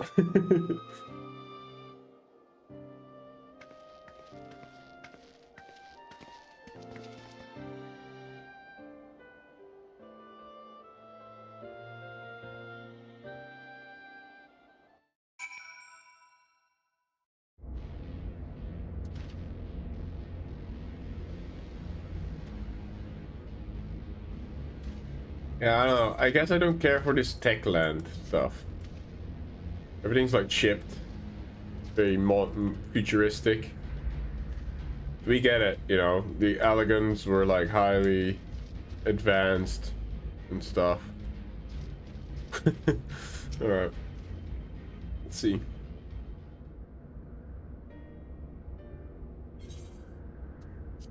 Haven't done all of them yet. Also didn't enjoy Azizlar that much. Feels very distant and boring. Nothing too interesting. Music gives me anxiety. Yeah. So I don't know. It didn't give me anxiety necessarily, but I do share the rest of the feelings. Like it was not that interesting.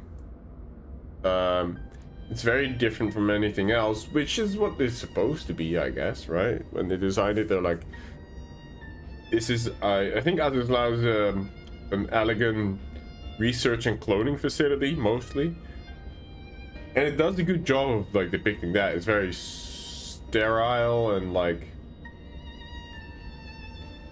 it feels like a factory, I guess.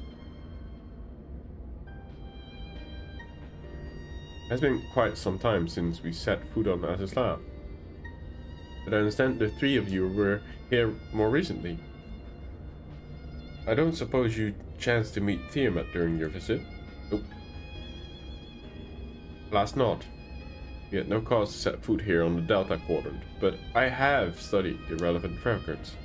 Which is not to say I wouldn't appreciate a first-hand account on your dealings with her. Well then, Morda is the person to ask. As far as I know, he's the only one who's ever met with Tiamat face to face.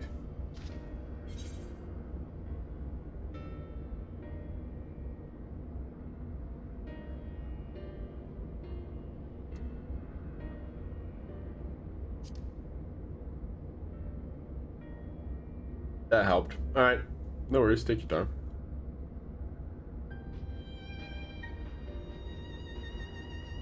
Ah yes, you were a friend to her father.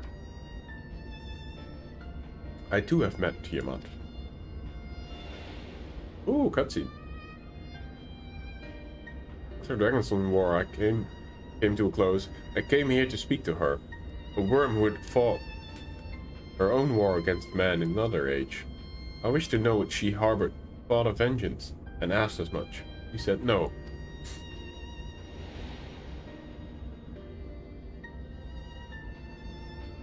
My hatred for your kind was extinguished long ago.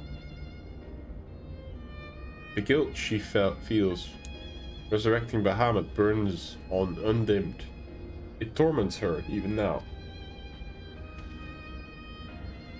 I see. Then your original reason for coming here was out of concern that Tiamat had been forced to summon Bahamut.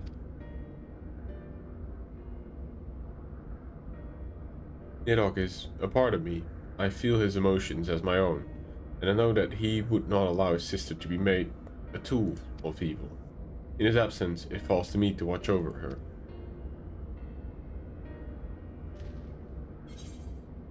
Strange, he still feels that way, huh? Without the Nidhogg rage, I guess.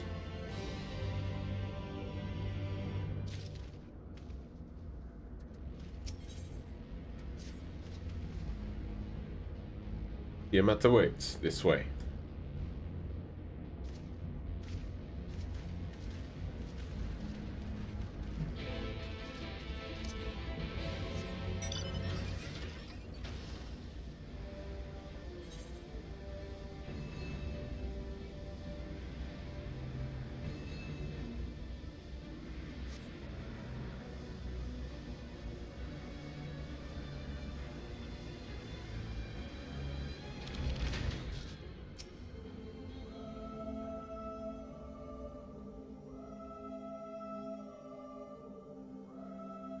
There she is.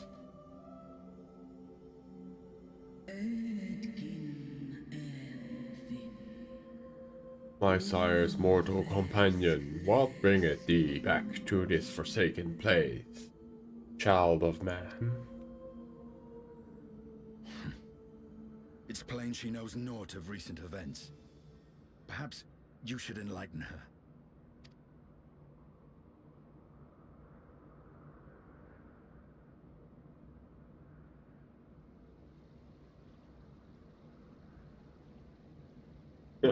You have a moment?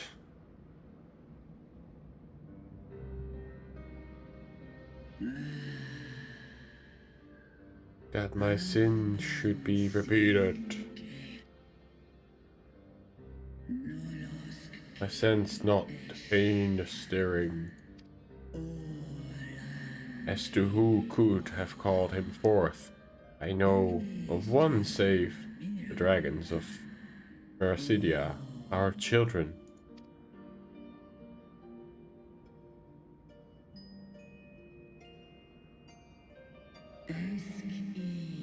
The icon claimed their souls when first he manifested, and robbed of their will, they became tools for the elegant's dark designs. I've seen it with my own eyes. Captives of a lost empire, neither alive nor dead, existing only to preserve Bahamut's corporeal form.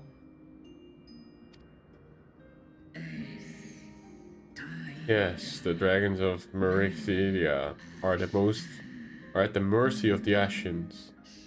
There can be no other explanation. Cursed Ascians, foul minions of darkness. Again you would profane the memory of my beloved, and strip our children of their freedom, their dignity, and there are no depths to which you will not stoop.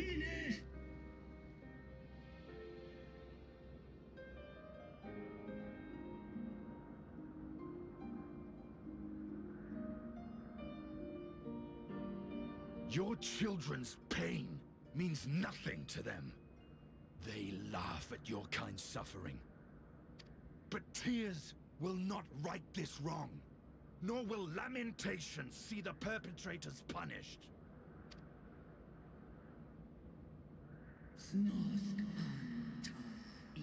What wouldst thou have from me, Dragon Slayer? Well, Slayer of Dragons. Behavior befitting a great worm. We came here to ask mighty Tiamat of the First Brood, consort of Bahamut, mother of the dragons of Mercidia, what she intends to do about the crimes committed against her children.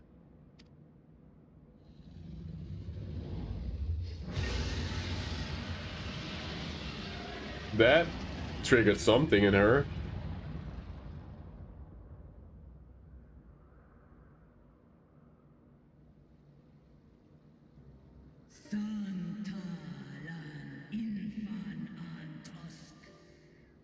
Were I free, I would have answered thine insolence with fire, but words shall have to suffice.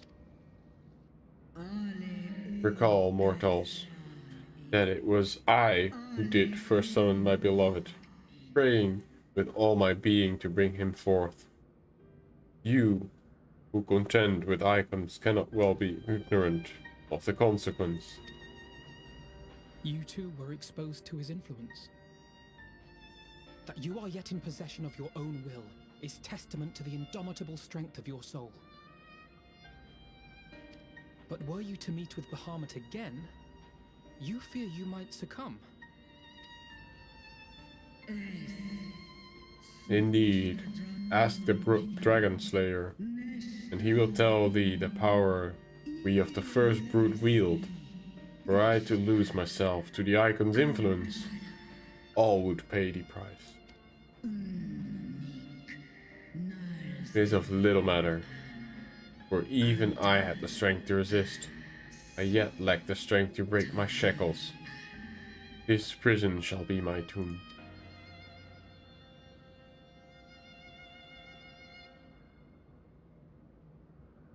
So are we setting free Bahamut? Is that what we're doing right now?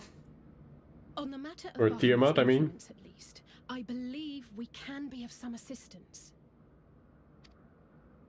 If you're afraid of being enthralled, don't be. We have a cure. And while we've never tried it on one such as you, its basic principles are universal. That is a very dangerous game to play, though.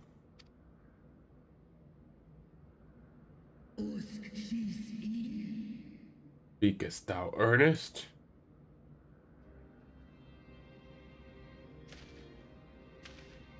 There is no future for those bound to the past. That you committed a terrible sin, I do not dispute. But if you feel remorse, you may yet make amends. We offer you that chance. Take it, or you will forever remain a prisoner, not of these cruel shackles, but of your own guilt.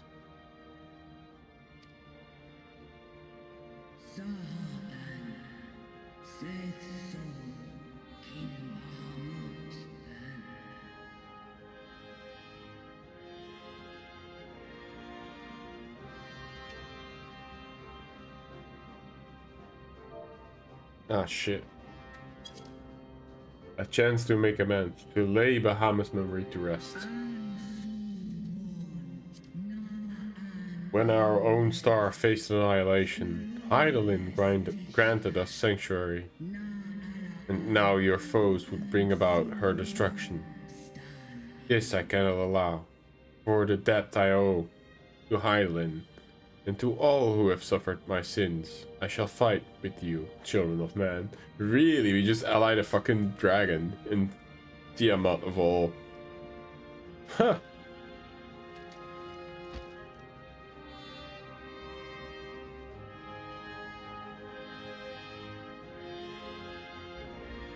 That is insane. Oh.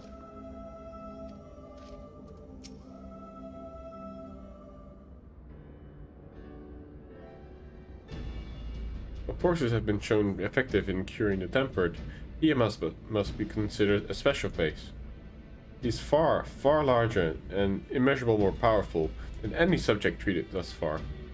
We were to remove her restraints, only to find that the process had failed. We would be hard-pressed to contain her. Then, before going ahead, we should learn as much as we can about the exact nature of her condition. Suppose we can find the information here. Why, yes we can. We can indeed. The Elegants kept detailed records on all their notable captives. They know exactly where to look.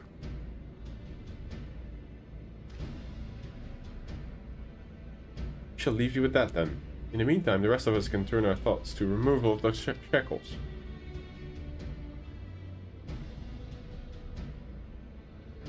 I know Alfinar and Mordai here well enough, but not you. Are you certain you're ready for to see this through?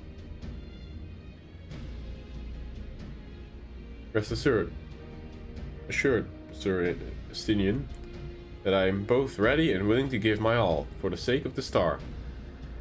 Though that I'm not my only reason for wanting to set Tiamat free. But I do not claim to know all of your sorrows. I too once found myself at the prison in despair.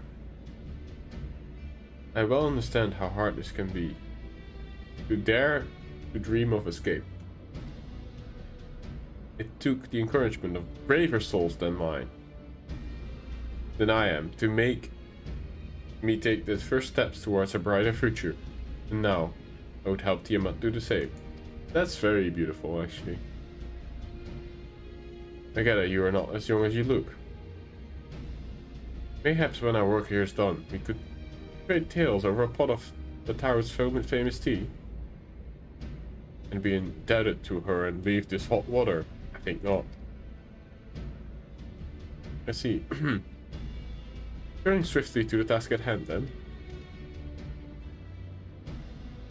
I believe the nodes governing Tiamat's restraints are located in the sector known as the flagship. Ah yes, we are familiar with it.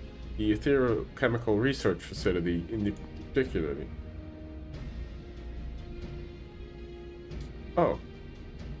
You may wish to take this. A spirit vessel containing a small amount of my blood.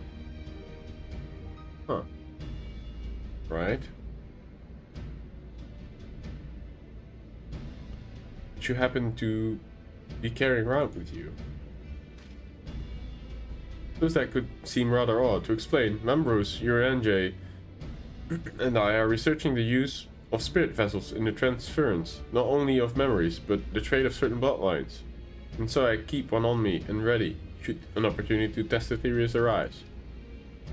As for its use to you, you may recall that during the previous visit, the nodes here granted access to restricted functions, having identified me as being of royal blood, and armed with that spirit vessel, I posit that they will do the same for you, even in my absence.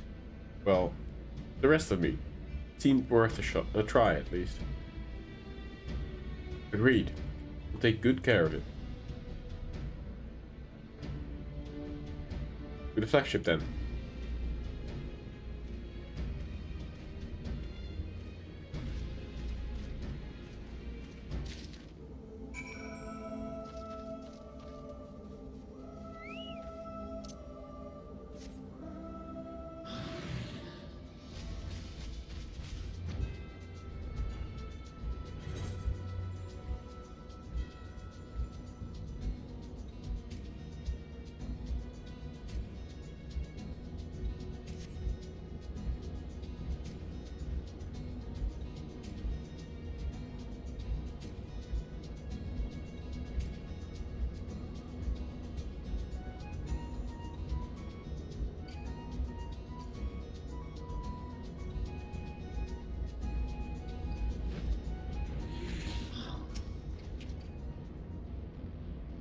Let's split up and search the flagship for the node to control Tiamat's restraint. But if you find a likely candidate, do not be tempted. Any adjustments it would not do to accidentally release some manner of experimental monstrosities, nor less Tiamat herself in the current state. Objective at this stage is to simply identify the relevant node or nodes. Once we have learned what we can, we should reconvene and compare notes prior to proceeding. Right. No touching the buttons. Got it.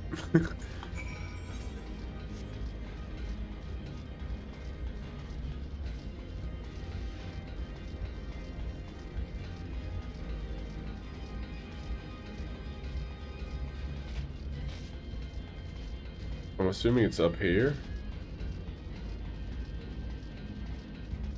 Huh. There's one. Data link with Delta Quadrant broken. Possible cause, intruder interference. Advise deployment of automated combat units. Proceed. No. Don't proceed.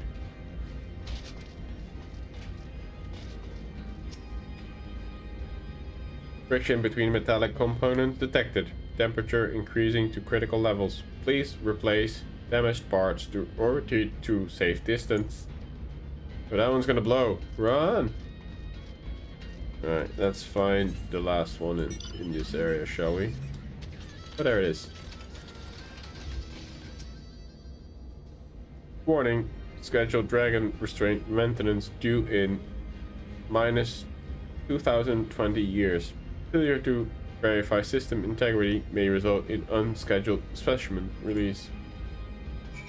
But that's what we want. Well, not unscheduled, but we want to schedule it.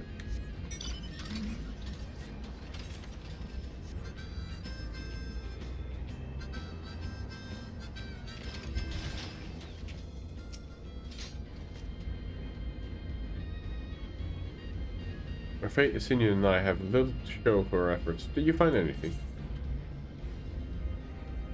I did. A note that which smelled like burnt hair. Yes, it's chirping note. It spontaneous warned me about neglecting the dragon restraints. Active mechanical sentry. This one.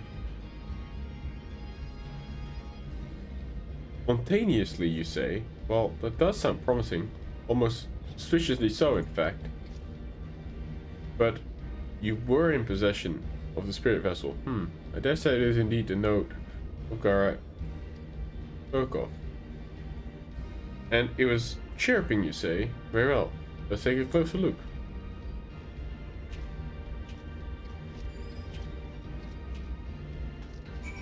I'm not very tech savvy, so you guys do you.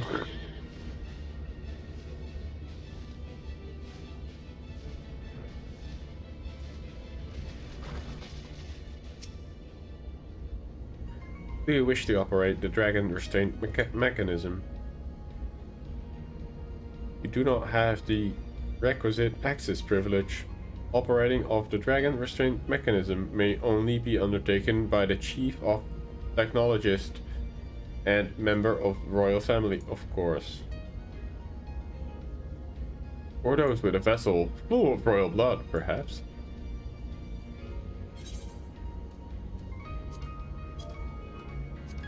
Wait, what do they call it? Field trial spirit vessel. And over.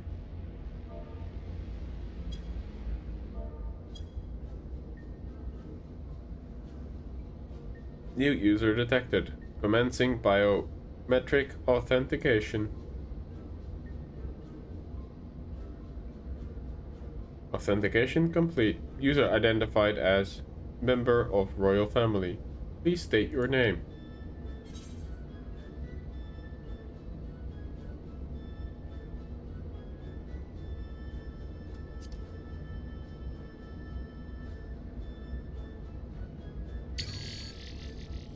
Welcome, Mordai.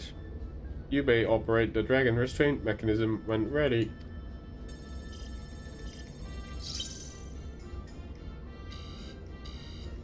Unable to disengage restraint of specimen Tiamat. A system update is required.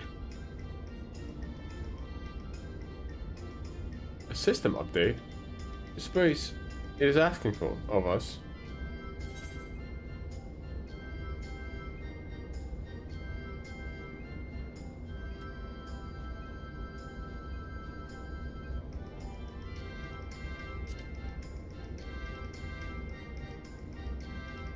Mashing it.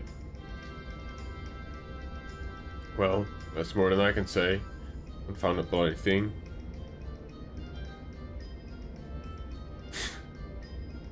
User agitation detected. Initiating guidance program. In order to operate the restraint mechanism, I require access to the central control system. However, I am unable to establish a link to said system due to obsolescence of my own software. This issue can be resolved by applying system upgrade using corresponding terminal located within the flagship. That's promising enough. But this thing can release the constraint or not. It can, only needs to receive the requisite system update, as far as I can tell. Until which time, what spewing nonsense. User dissatisfaction detected. Initiating vacation control protocols. I am here to help. Rest assured, I will be on hand to guide you through every step of the system update process. How gratifying, but I dare say you'll be far better with guidance than without.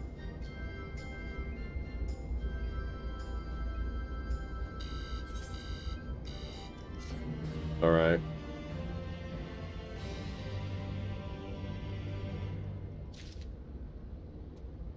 I think that's a good point to stop at, because I have to sort of slowly start getting ready for game night with the former D&D group. We don't longer play D&D, but we still meet up.